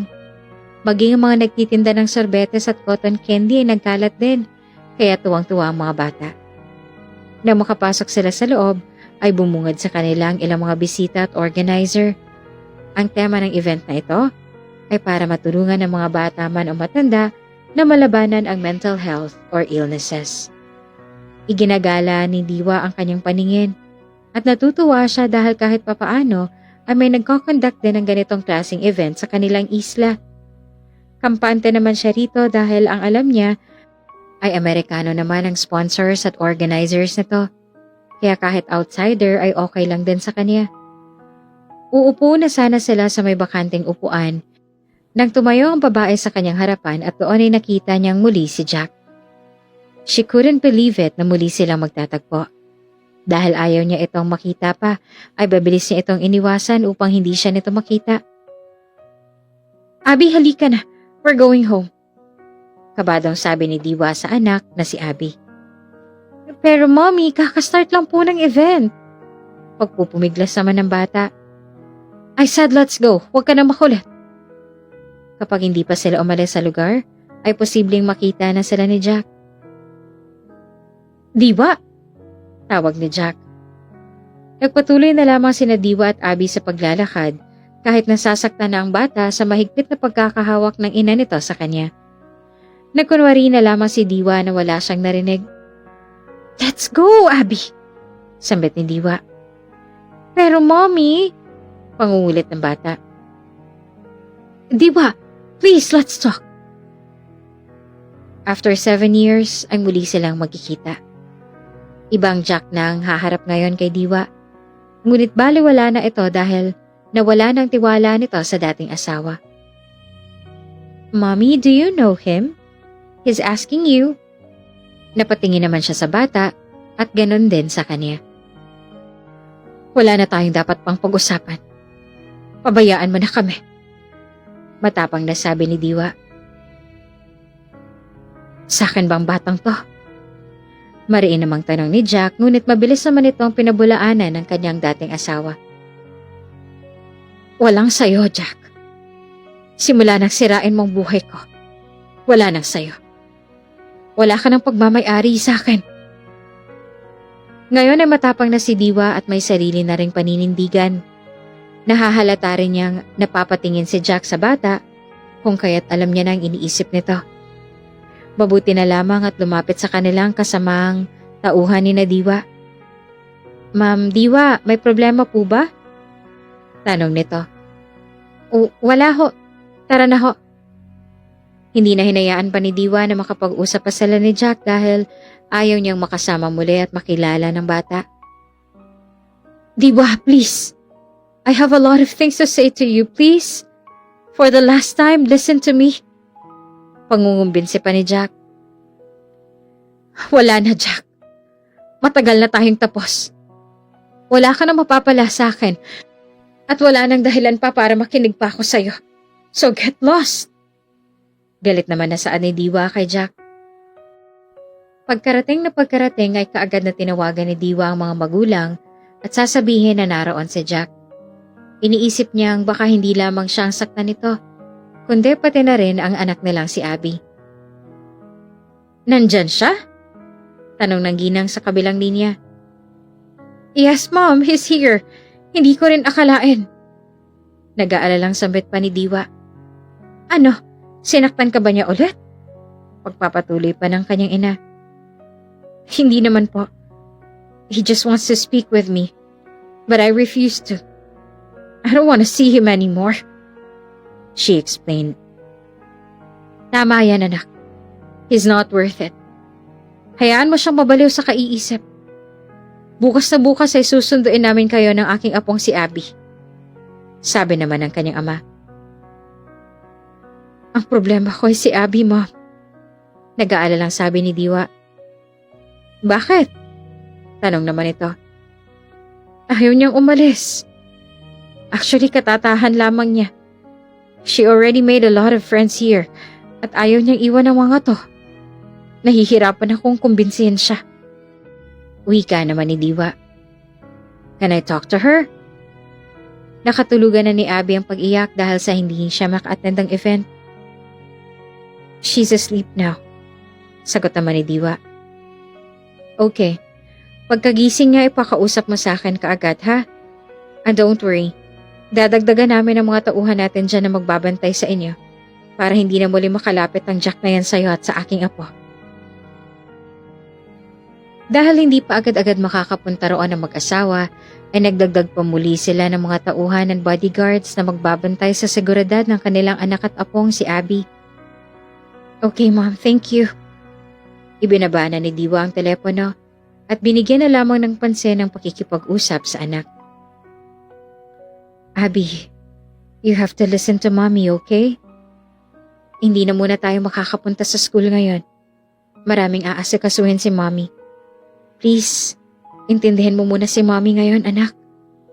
Pakiusap ni Diwa kay Abby. Madali namang pakiusapan ng anak dahil bata pa lamang ay malawak ng pangunawa nito. Ngunit dahil gustong-gusto talaga ng batang event at ilang beses niyang ininsayo ang mga sayaw na dapat sayawin nila, ay tila mahihirapan talaga si Diwa na kumbinsihin ang bata. "Pero Mommy, day 2 na ngayon ng event. Hindi na nga po ako naka-attend kahapon tapos hindi pa rin po ako makaka-attend ngayon. Ngayon pa naman po kami magsasayaw ni na Anika. Mommy, sige na po. Kahit ako na lang, huwag ka nang sumama. Ipasama mo na lang ako kay Manang Mildred o Manong Fernan. Please, Mommy." Pagmamakaawa pa ng bata sa kanyang ina. Abby is her milestone and a bucket of happiness. Kaya kung saan at anong makakapagpapasaya sa bata, ay doon din siya. At isa pa ay ayaw niya rin na mabuhay sa takot. Pwede naman niyang samahan ng bata nang hindi pinapansin si Jack. Para sa kanya ay madali naman itong lampasan ng tingin dahil wala na talaga siyang pakialam sa lalaki. Ay, ang kulit mo talaga. O sige na nga, ako nang sasama sa'yo. Kung hindi lang kita mahal Wika niya kay Abby. Yay! I love you, Mommy! Thank you! Tuwang-tuwa naman ang bata na yumakap sa kanya. I love you, honey. Bukod kay Manong Fernan ay nagpasama at nagpa-convoy pa siya sa dalawa pa nilang bodyguards para masigurong kaligtasan ng mag-ina. What a wonderful and cute performance from our little angels, babies. Thank you, kiddos. At mukhang napasaya niyo ang ating mga sponsors and organizers. Tama po ba, Sir Jack? Saad ng host ng event matapos ang maganda at magiliw na performance ni na Abby at ng kanyang grupo. Nakasilay pa rin sa kanila si Jack ngunit patay mali siya na lamang dito si Diwa. Pinaninindigan na nang wala na siyang pakialam pa kay Jack. Sa loob-loob niya ay tapos na siya sa kabanata ng aklat na kasama si Jack. Kaya ngayon sa bagong pahina ng dalaga ay hindi na siya kasama. Dahil napagbigyan na si Abby ay tumupad ng bata sa kasunduan. Habang hinihintay niya ang kanyang anak na abala sa pagpapalit ng damit sa dressing room, ay natigilan muli siya dahil sa isang boses ng lalaki. Diwa. Paglingon niya rito ay bumungad kaagad sa kanya si Ralph.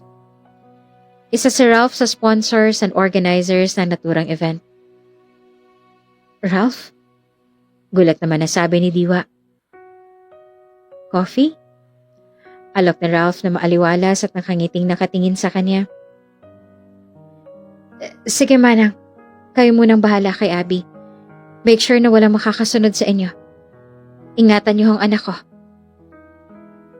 Dahil wala namang naging problema sa pagitan nilang dalawa, bukas loob niyang pinagbigyan ang loob ng binata. Simula kasi noong isaoli ni Ralph si Diwa sa kanyang mga magulang ay hindi pa ito nakakapagpasalamat sa binata. Kaya naisip niyang ito na yung tamang panahon at pagkakataon. Opo ma'am, saan po ba kayo pupunta? Para kung tumawag ho si ma'am ay maisagot ho kami. Sagot naman ni Manang Mildred. Sabihin mo kapag tumawag may inaasikaso lang ako sa office. Sandali lang ako, babalik ako kaagad. Saad naman ni Diwa na madali namang naunawaan ng matanda. Okay po ma'am, masusunod po. Tugon naman ni Manang Mildred. Dahil hindi pa pamilyar sa isla si Ralph ay si Diwa ang nagdesisyon kung saan may masarap na coffee shop na malapit sa lugar. Kamusta ka na? Anak niyo ba si Jack? Yung bata? Diretsang tanong ni Ralph kay Diwa. Oo. Pero wala na siyang karapatan sa bata. Pag-amin ni Diwa. Hindi na rin naman niya maitatanggi dahil si Jack ang kamukha ng bata. Ama pa rin siya. Mariing sagot naman ni Ralph. Pero hindi siya nagpakaasawa sa akin. Kaya wala na siyang karapatan sa anak ko. Paninindigan ni Diwa. I understand. Pero may kailangan kang malaman, Diwa. For Ralph, maybe this is the right time para malaman na ni Diwa ang totoo tungkol sa naging kondisyon ni Jack noong nagsasama pa sila. At ito talaga ang dahilan kung bakit hindi pa siya bumabalik sa States dahil nangako siya sa kanyang sarili na hindi siya babalik doon hanggat hindi tuluyang gumagaling si Jack. Ano yon? Out of curiosity nag-usisa na rin si Diwa. Tungkol sa naging kalagayan ni Jack. Tugon naman ni Ralph. Anong ibig mong sabihin? Mas naging interesado siya at nagtaka dahil involved dito ang dating asawa na si Jack. He had a borderline personality disorder. Paglalahad pa ni Ralph sa babae. Bakas naman sa mukha ni Diwa ang labis na pagtataka. Gulong-gulo siya sa mga sinasabi ngayon ni Ralph sa kanya. Ngunit para mas maliwanagan ay paulit-ulit siyang nag-uusisa. Anong ibig sabihin nun? Naguguluhang tanong ni Diwa. at nagumpisa nang magkwento si Ralph sa dalaga.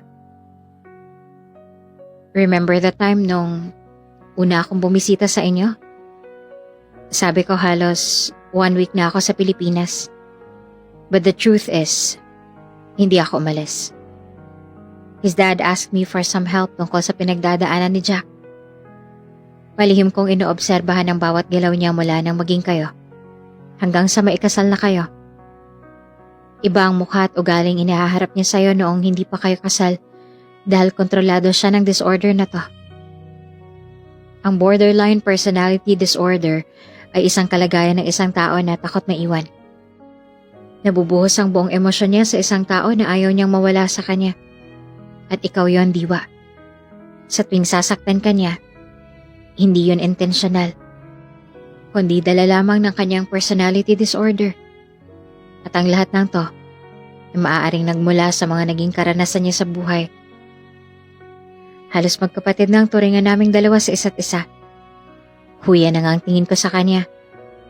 Kaya nung nakiusap sa akin ang daddy niya na tulungan ko siya, ay hindi na ako nagdalawang isip pa. Siya ang tinutukoy kong patient na hindi ko susukuan dito at hindi ako aalis ng bansa hanggat hindi siya gumagaling. His mother left them for another man. Kitang-kita niya noon ang aktwal ang panluloko ng kanyang ina, kung paano sila iniwan ito. Maging ang halos araw-araw na pambubugbog ng kanyang ama sa kanyang inay nananatili pa rin sa kanyang alaala. Mga bata pa lang kami noon. Alam ko na nga mga hinanakit niya sa buhay. Kaya ito rin ang pinangako ko sa sarili ko na magiging psychiatrist para matulungan siya in the future. Dahil alam kong hindi biro ang trauma na inabot niya. Kaya nung umalis ka, pinursige ko na mapapayag siyang sumailalim sa therapy, counseling and treatment. Actually, kaya lang siya pumayag dahil sa'yo. Pero kung wala ka, baka hanggang ngayon ay nasa ganun pa rin siyang estado ng buhay niya. Halos buong proseso ng treatment ay ikaw lang hinahanap niya. He loves you, Diwa. More than anything or anyone. At ngayon that he's not ill anymore, he's now totally cured. He loves you. And if he asks for another chance, please give him. He's also a victim of his own illness. Saksi ako kung gaano siyang kabuting tao at lalaki. He's a good man, Diwa. Punong-puno ng katapatan at emosyon ng pagtatapat na iyon ni Ralph kay Diwa. Hindi pa rin siya maliwanagan kahit inilahad na naman lahat ng binata sa kanya. Gulong-gulo siya. Hindi niya lubos maisip kung bakit si Jack pa. Mas napagtanto niyang hindi pa niya pala lubusang kilala ang dating asawa dahil wala man lang namang siyang alam o ideya sa naging nakaraan nito. Pero, hindi lang si Jack ang nasaktan. Hindi lang si Jack ang nagdusa. Hindi lang si Jack ang natrauma. Kung ganoong kapait ang nakaraan ng dating asawa, ay tinumbasan din naman niya iyon ang pagpapahirap kay Diwa. Gulong-gulong isip niya kung bakit kailangan niyang pagdaanan yon. Maaaring dala nga ng disorder ni Jack kung bakit ganoon siya kalupit dati. Ngunit paano naman yung sakit na naidudulot nito sa kanya? Paano naman yung mga panahong nabalot ng takot ang puso niya? Paano pa niya matatanggap yon kung ang dating safest zone niya ay ang pinakakinakatakutan niya na ngayon? She's still confused. She couldn't decide right now dahil hindi biro ang mga araw na sinapit niya sa dating asawa, lalo na ang 7 taon niyang pagtatago para lamang sa kanyang healing process. Hirap na ngayon ang kanyang kalooban, pero kailangan niyang tatagan at tapagan para sa kanyang anak na si Abby. Sorry, I have to go. Thank you again sa naging tulong mo. Wala nang naisagot pa si Diwa, pero aminado siyang may muling kumatok sa kanyang puso nang marinig ang pagtatapat na iyon ni Ralph sa kanya. Diwa, please forgive him. Kung hindi sinukuan ni Ralph si Jack ay ganon din siya kay Diwa, dahil ramdam naman niya na mahal pa ng dalawang isa't isa, kaya gagawin rin niya ang kanyang buong makakaya para magkapatawaran ng isa't isa, kahit na alam naman niyang sa sarili na sobrang hirap na ito para kay Diwa. Dahil kung tunay ang pag-ibig mo sa isang tao, anuman ang dumating na balakid at pagsubok, Paulit-ulit mo mang dayain ang iyong sarili? Magsinungaling ka man sa iyong nararamdaman? Labis ka mang masaktan? Kailanman ay hindi lamang pagpapalaya ang solusyon, kundi ang muling pagtanggap at pagpapatawad sa taong nagdulot ng matinding sakit sa iyo, pero siya talagang itinitibok ng puso mo. Sa kabilang banday na makauwi na si Diwa, na dala-dala pa rin ang mga sinabi ni Ralph, ay nabungaran niya roon si Jack na kalaro ang kanilang anak na si Abby. Nagulantang ang kanyang buong diwa, kaya mabilis siyang humakbang patungo sa kinaroroonan ng dalawa. "What are you doing here?" Taas kilay na tanong ni Diwa kay Jack. Napatigil naman ang dalawa sa paglalaro at napalingon kay Diwa. "Mommy, look! Gift sa akin to ni Tito Jack, oh!" Lumapit sa kanya si Abby upang ipagyabang ang binigay sa kanyang regalo ng kanyang ama. Kaagad naman itong hinila ni Diwa papalapit sa kanya. "Come here, Abby." Sambit ni Diwa na ngayon ay yakap-yakap ng anak. "Diwa, gusto ko lang naman na makausap ka." Tumayo na rin doon si Jack at saka muling nakiusap kay Diwa. "Manang!" Malakas na tawag ni Diwa kay Manang Mildred. "Anong sinabi ko kanina?" Galit na tanong nito sa matanda. Sorry po, ma'am. Si Abby po kasi makulit eh." Utal na tugon ni Manang Mildred. Matalim pa rin nakatitig si Diwa sa mga mata ni Jack. Pilit niyang tinatatagan ng sarili at ipinaglalaban ng damdamin upang hindi siya makitaan ng takot ni Jack. "Take Abby. Doon na muna kayo sa room niya." Utos niya pa sa matanda at kaagad naman itong sumunod. Maging ang bata ay sumunod na rin at hindi na nag-usisa pa, ngunit bakas pa rin sa kanyang mukha ang pagtataka. "Okay po. Abby, halika na doon muna tayo sa taas." Tugon naman ni Manang Mildred. Nang magkaroon na ng pagkakataon na makapag-usap ay muling nagbitiw ng salita ang babae. "What are you doing here? You're not supposed to be here." Mariin at matalim niyang sabi kay Jack. Gusto niyang ipamukha sa lalaki na ang babaeng nasa harapan niya ngayon ay ang babaeng dinurog niya ang pagkatao 7 taon na nakakaraan. Alam niya sa sariling darating sila sa ganitong tagpo, kaya noon pa lang ay isa na ito sa pinaghahandaan ni Diwa. Kung paano siya haharap ng buo kay Jack at kung paano siya haharap ng wala nang nikatiting na takot sa kanyang puso. "Diwa, I just want to talk to you and say sorry for all the hardships I've caused you. For the pain I've planted to you. Yes, you deserve to curse me. Karapatan mo yan. Maging ako'y handa ring saktan ng sarili ko para lang makabawi kahit na papaano sa pananakit na nagawa ko sa'yo. You can even file a case against me because you've been a battered housewife. All the bruises that you got makes me deserve to go and punish in jail. I will accept all of that. But please, huwag mo namang alisin sa akin ang karapatan kong maging ama sa aking anak. Alam ko lahat ng mga ginawa ko. Ngayon. Pero noon, I couldn't control the evil part of me. At yung mga katagang mahal kita, totoo yun, Diwa. Kailanman ay ikaw lamang ang ginusto ko. Naging miserable ang buhay ko ng 7 taon na wala ka.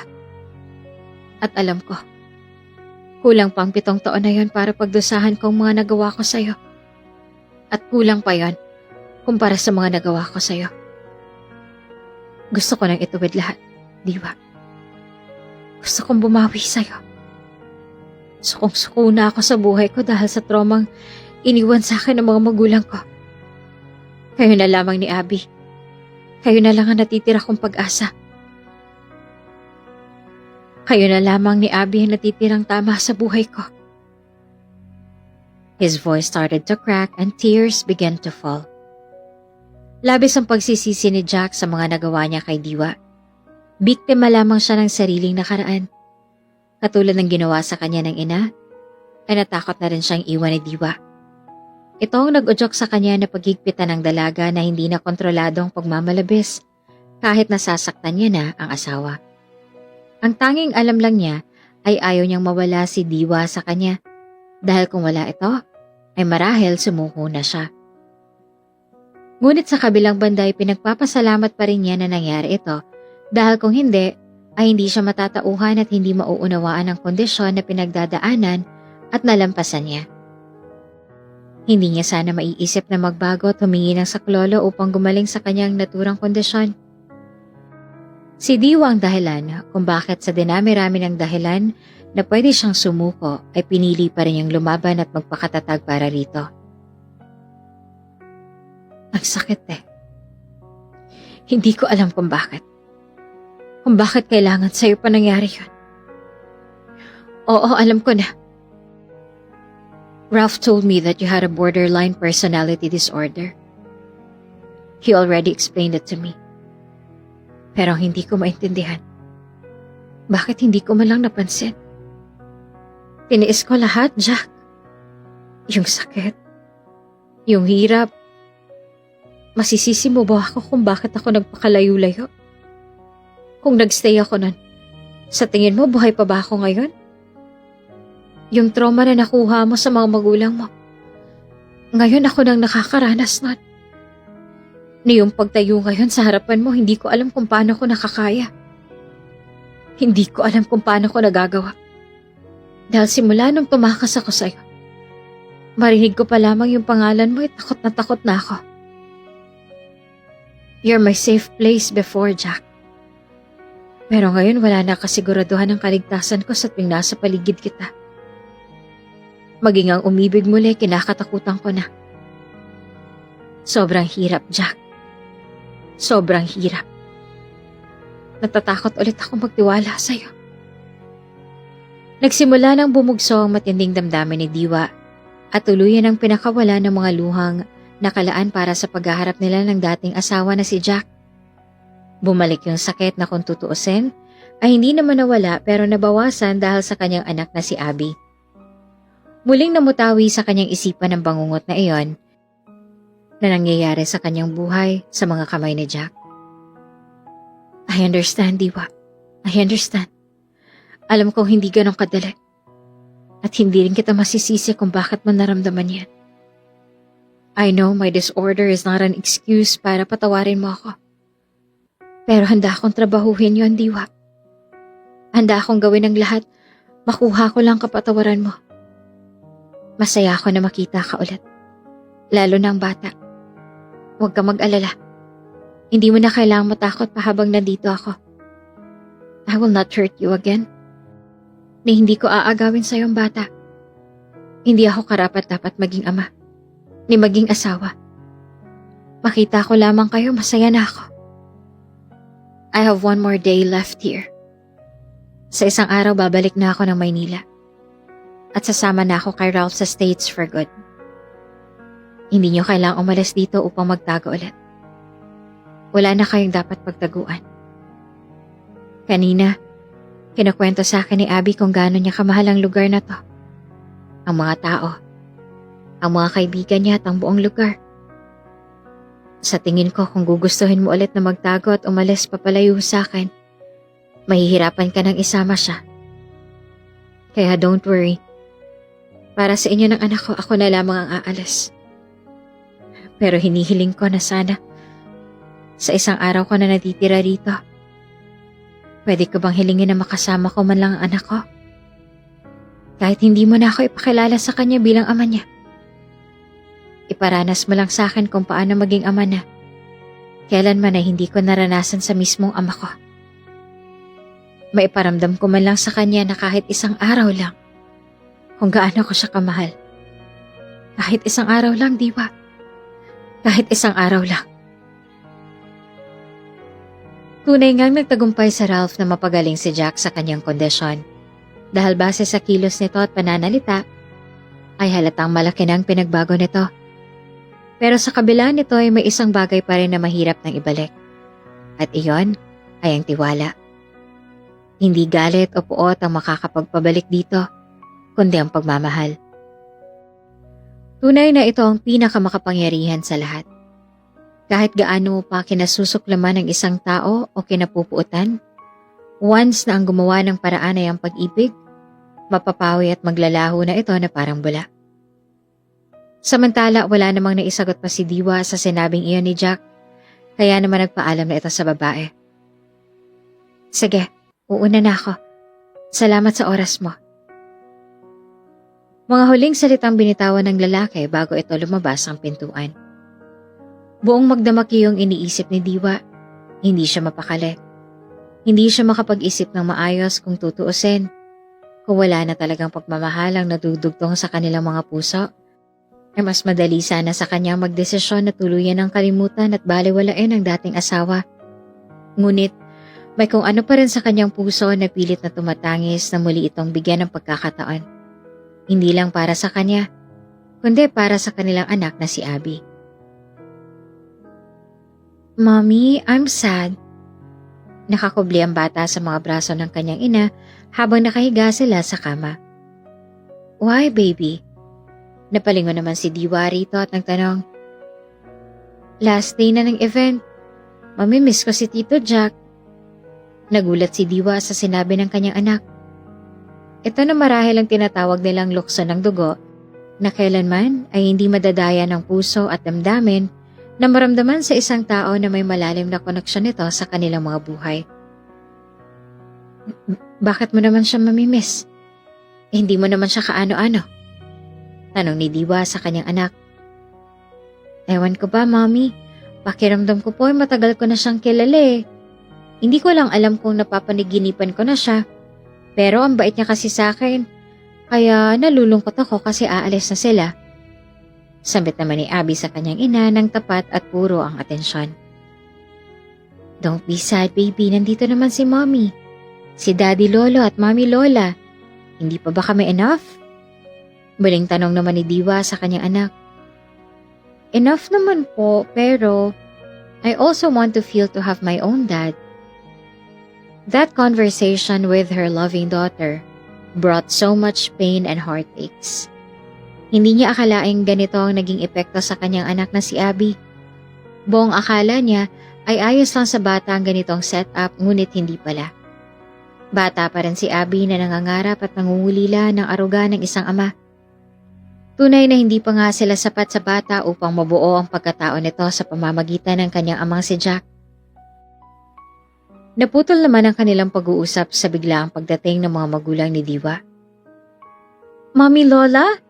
Daddy Lolo, why are you here? Halata sa reaksyon ng batang pananabik nito sa kanyang mga lolo at lola. Mom! Dad! Sambit naman ni Diwa. Ano, nakaimpake na ba kayo? Tara na, naghihintay ng driver sa labas. Sa Chicago tayo magsistay muna. Malayo sa lalaking yan.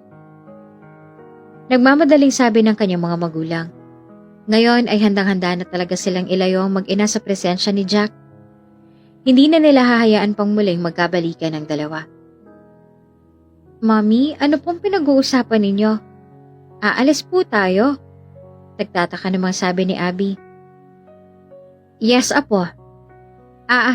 Hindi pa manatapos ang sasabihin ng ginang ay pinutol na ito kaagad ni Diwa. No, Mom. Not now. Sabi niya. Tila nagbago ang kanyang isip. Tila gusto niyang bigyan pa muli ng isang pagkakataon si Jack. What do you mean? Nagtatakang tanong ng kanyang ama. Abby, play muna kayo ni Manang Mildred doon sa playground. May pag-uusapan lamang kami ni na Mami Lola at Daddy Lolo mo, okay? After naming mag-usap, pupunta na tayo sa event, alright? Ngunit bago niya ito sagutin, ay minarapat niya munang ilayo ang bata upang hindi marinig ang kanilang pinag-uusapan. Event? Hindi ba't nandun si Sagot ng ginang. Sige na, baby. I'll call once we're done. At tuluyan ang nilisan ng bata ang lugar at nagtungo na sa kanyang playroom. Okay, Mommy. Kaagad naman itong sumunod. Diwa, ano to? Babalik kayo sa event kahit na naroon ang halimaw na yon? Hindi ako papayag. This time, kami na ng mommy mo magdedesisyon para sa inyo ng apo ko. Galit na sambit ng kanyang ama. Dad, Mom, mahinahong sabi ni Diwa. May nalaman ako tungkol kay Jack. At iyon ang dahilan kung bakit nagbagong isip ko. at doon niya na ikinwento ang lahat-lahat sa kanyang mga magulang. Ngunit para sa kanila ay hindi ito sapat na dahilan para muling tanggapin ang lalaki. Oo, maaaring nila itong patawarin ngunit ang tanggapin muli sa kanilang bahay ay kalabisan na. What if nagpapaawa lang siya? Magpapabilog ka na naman ba ng ulo mo tapos idadamay mo pang apo ko? Stop this nonsense, Diwa. Aalis tayo ngayon sa ayaw at sa gusto mo. Galit na sabi ng kanyang ama. Dad, maaaring magagawa akong pigilan ng iba. Kontrolin ang iba pang mga pangyayari. Ngunit ang lukso ng dugo na nararamdaman ni Abby nung nakita niya si Jack, hindi ko makontrol. Niayaw niya nang mawalay sa ama niya. E paano pa kapag nalaman ng bata ang totoo? Baka lalong hindi na siya humiwalay kay Jack. Nadurog din ang puso ko nang umamin sa akin ng bata na hindi tayo sapat. Hindi ako sapat para makumpleto siya. Gusto niya ring maranasan na magkaroon ng ama. Kung maririnig niyo lang hinanaing ng anak ko, masasabi niyong tama ang desisyon na gagawin ko. Gagawin ko to para sa anak ko. I hope you understand. This time, hindi ko na lang to desisyon kundi sa amin ng dalawa ng anak ko. Habang pinagmamasan ng mag-asawa ang reaksyon ng kanilang anak, ay tila ibang diwa na ang kanilang nakikita. Mas matapang na at mas may sarili ng desisyon. Nakikita nila si Diwa hindi na bilang isang anak, kundi isang ina at magulang para sa kanyang sariling pamilya. Sa halip na magalit at biglang nadurog ang kanilang mga puso, muli nilang hinangaan ang anak sa pananindigan nito. Dahil hindi na lamang sarili ang kanyang iniisip, kundi pati na rin ang kapakanan ng kanyang anak. Come here. Kung yan ang desisyon mo, wala na kami magagawa. Nandito pa rin kami to support you. I love you, anak. Bagkos ay niyakap na lamang nila ang kanilang anak na mahigpit at muling pinaramdam ang kanilang suporta. Do you still love him? Muli itong tinanong ng kanyang ama sa huling pagkakataon. Magsisinungaling po ako sa sarili ko kung sasabihin kong hindi. I still love him, Dad. Mahal ko siya eh. Umiiyak na sagot ni Diwa sa kanyang ama. If that's what you feel, muli, susuportahan pa rin kita. I just want to talk to him again. For the last time. Sagot naman ng kanyang ama. Thank you, Dad. Tugon ni Diwa. Matapos noon ay sabay na silang nagtungo sa event at tuwang-tuwa muli si Abby na makita si Jack. Doon napagtanto ng ginang at ginoo na totoo nga ang sinabi ng kanyang anak base sa naging reaksyon ng bata sa lalaki. Kumaripas ang takbo si Abby sa kinatatayuan ni Jack na animoy isang nananabik na anak sa kanyang ama. Tito Jack! Tito Jack! Excited na sabi ni Abby. Abby! Akala ko hindi ka na makakapunte. Sinalubong naman siya ng lalaki at saka niyakap ang bata. Nang iangat niya ang kanyang tingin ay doon niya muling nakita ang mga magulang ni Diwa. Dad? Mom? Tumayo ito at saka tumingin sa mag-asawa. Pwede ba ulit kita makausap? Seryosong sabi ng Ginoong. I'm glad to say yes, sir. Huminga ng malalim si Jack at saka buong loob na sumagot. Nagtungo sila sa may tabing dagat at doon nag-usap. Inumpisahan na ng Ginong ang pag-uusap. Ginawa namin ang lahat para itago at ilayo sa iyo ang anak at apo ko. Halos lahat ng paraan ay nagawa na namin. Pero tila mapaglaro ang tadhana. Tadhana na mismo gumagawa ng paraan para magpagpumuli kayo ng anak ko. At yun ang hindi na namin kayang pigilan. Natatandaan mo yung huli kong sinabi sa'yo? Na ibalik mo lamang sa akin ang anak ko kung hindi mo na siya mahal o kung sasaktan mo lamang siya. Binalik mo nga siya. Pero puno na ng pasa at bugbog ang katawan. Masakit yon para sa anak ko. Pero mas masakit yon sa aming mga magulang niya. Ni hindi ko nga nalapatan ng batang yan ang aking mga kamay. Kahit noong bata pa lamang siya. Tapos ikaw lamang ang sisira sa pagkatao ng anak ko. How dare you? Lalaki ka ba talaga? Galit na galit ako sa'yo. Halos gabi-gabi ako hindi makatulog dahil wala man lamang akong magawa para maipaghiganti ang anak ko. Kayang-kaya katang ipabulok sa kulungan or worse, ipapatay. Pero mahal ka ng anak ko. Hindi man niya maamin noon na mahal ka pa rin niya. Pero nararamdaman namin. Kaya naisip namin na ilayo na lamang siya sa'yo. At ngayon, naririto ka na muli sa aking harapan. At alam ko na ang mga pinagdaanan mo. Kung babawiin mo ulit ang anak ko sa amin, pakiusap. Ako na ang nakikiusap sa'yo. Lalaki sa lalaki. Please, respect my daughter. Love her. Huwag ka nang mangako, bagkus ay gawin mo na lamang. Hindi biro ang 7 taon na trauma na natamo niya sa'yo. Please, don't ever hurt her again.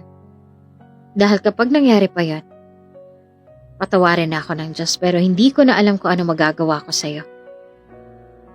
Naiiyak na sabi ng Ginoo kay Jack na matalim naman nakatingin sa lawak ng karagatan. Sa maniwala ho kayo sa hindi. Sobra kong pinagsisisihan ng aking mga nagawa. Kung hindi niya na ako matanggap ngayon, sobrang mauunawaan ko yan.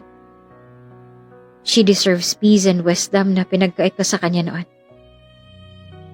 Hindi niya matatagpuan sa akin yun kung habang buhay na siyang may trauma sa akin. Hindi ko rin naman makakaya na makita lagi siya at mabuhay na takot dahil lang sa akin.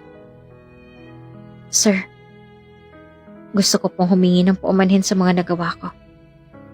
Kung nasira akong tiwala ninyo. Dumarami na rin ng tao sa lugar at laking gulat ng kanyang ama nang biglang lumuhod si Jack sa kanyang harapan. Totoo ho ang intensyon ko ngayon. Ang gusto ko lamang ho ay ang kapatawaran ninyo. Nagsusumamong sambit ni Jack sa kanyang ama. Nadurog naman ang matigas na puso ng ginong sa ginawang iyon ng lalaki. Tila may kumurot sa kanyang puso at unti-unting nauunawaan ang pinagdadaanan ni Jack. Tumayo ka na dyan, utos pa ng Ginoo. Hindi madali ang magpatawad. Lalo pa kung ang taong yon ay labis na galit at sakit ang iniwan sa'yo. Pero bilang isang ama, nakatulad mo, hangad ko rin na magkaroon ng buong pamilya at may makilalang amang anak ko. Kaya pinapasa na kita kay Diwa. Sa kanya ko na pinapasa ang desisyon. Kung ano man ang maging desisyon niya, yun na rin ang sa amin. Sambit niya kay Jack. Maraming salamat po, sir. Taas-on namang sumagot si Jack at lalo siyang napaluha sa huling sinabi nito. Just call me Dad. Niyakap niya ng mahigpit si Jack nang may pusong mapagpatawad. Bumuhos ang kanilang mga luha sa pagkakataong yon.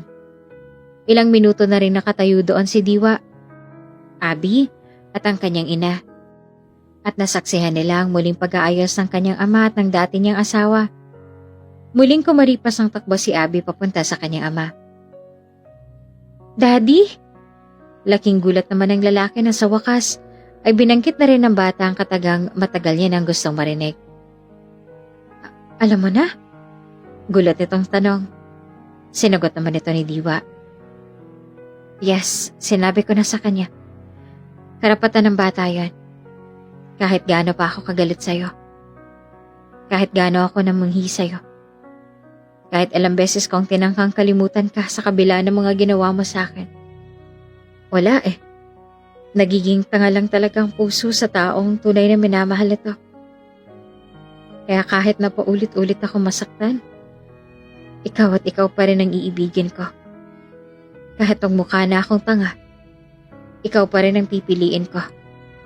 Dahil naniniwala ako, noong araw na sinagot kita, lahat ng pinangako mo, alam ko totoo yun. At handa akong sumugal ulit. Pero this time, ipanalo mo naman ako, Jack. Ipanalo mo na ako. Tuluyan ang muling lumuha si Diwa at naramdaman niya ang kagaanan ng loob nang mapatawad ang kanyang asawang si Jack. Ito lamang pala ang makakapag-alis ng bigat sa kanyang kalooban. Nararamdaman niya ngayon na tila ito na ang kasagutan sa kanyang mga isipin at dalahin. Si Jack lang pala mismo ang solusyon para tuluyan na siyang makawala sa mapait na kahapon. Sa kabila ng mga nagawa sa kanya ni Jack, ay nanaig pa rin ang kanyang pagmamahal para sa asawa. I will do that. Alam kong hindi madali ito sa inyo. Ang muling patawarin ako. Kaya sa pagkakataon na to, hindi ko na muling sisirain ang tiwala ninyo. Mahal na mahal ko kayo. Lalong-lalo ka na, anak ko. Mahal na mahal ka ni Daddy. Sambit ni Jack at saka niyakap ng mahigpit ang kanyang mag-ina. Mahal na mahal din kita, Daddy, sabi naman ni Abby. Muli nilang inayos ang mga masasamang nangyari sa kanila. Tinulungan nilang isa't isa upang makabangon muli at mas maging karapat-dapat at mabuting magulang para kay Abby. Sa ikalawang pagkakataon, ay muling pinakasalan ni Jack si Diwa at itinama na muli ang mga kamaliang kanyang mga nagawa.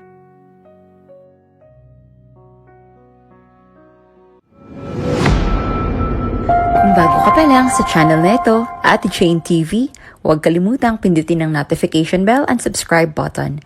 Sana po hindi naman malaking abala sa inyo ang pagpindot ng subscribe button dahil ang kapalit po nito ay ang pagsuporta para makapag-produce ng mga libreng stories sa mga channels ni Ate Jane. Maraming salamat! Diwa, pakiusap. Patawarin mo ako.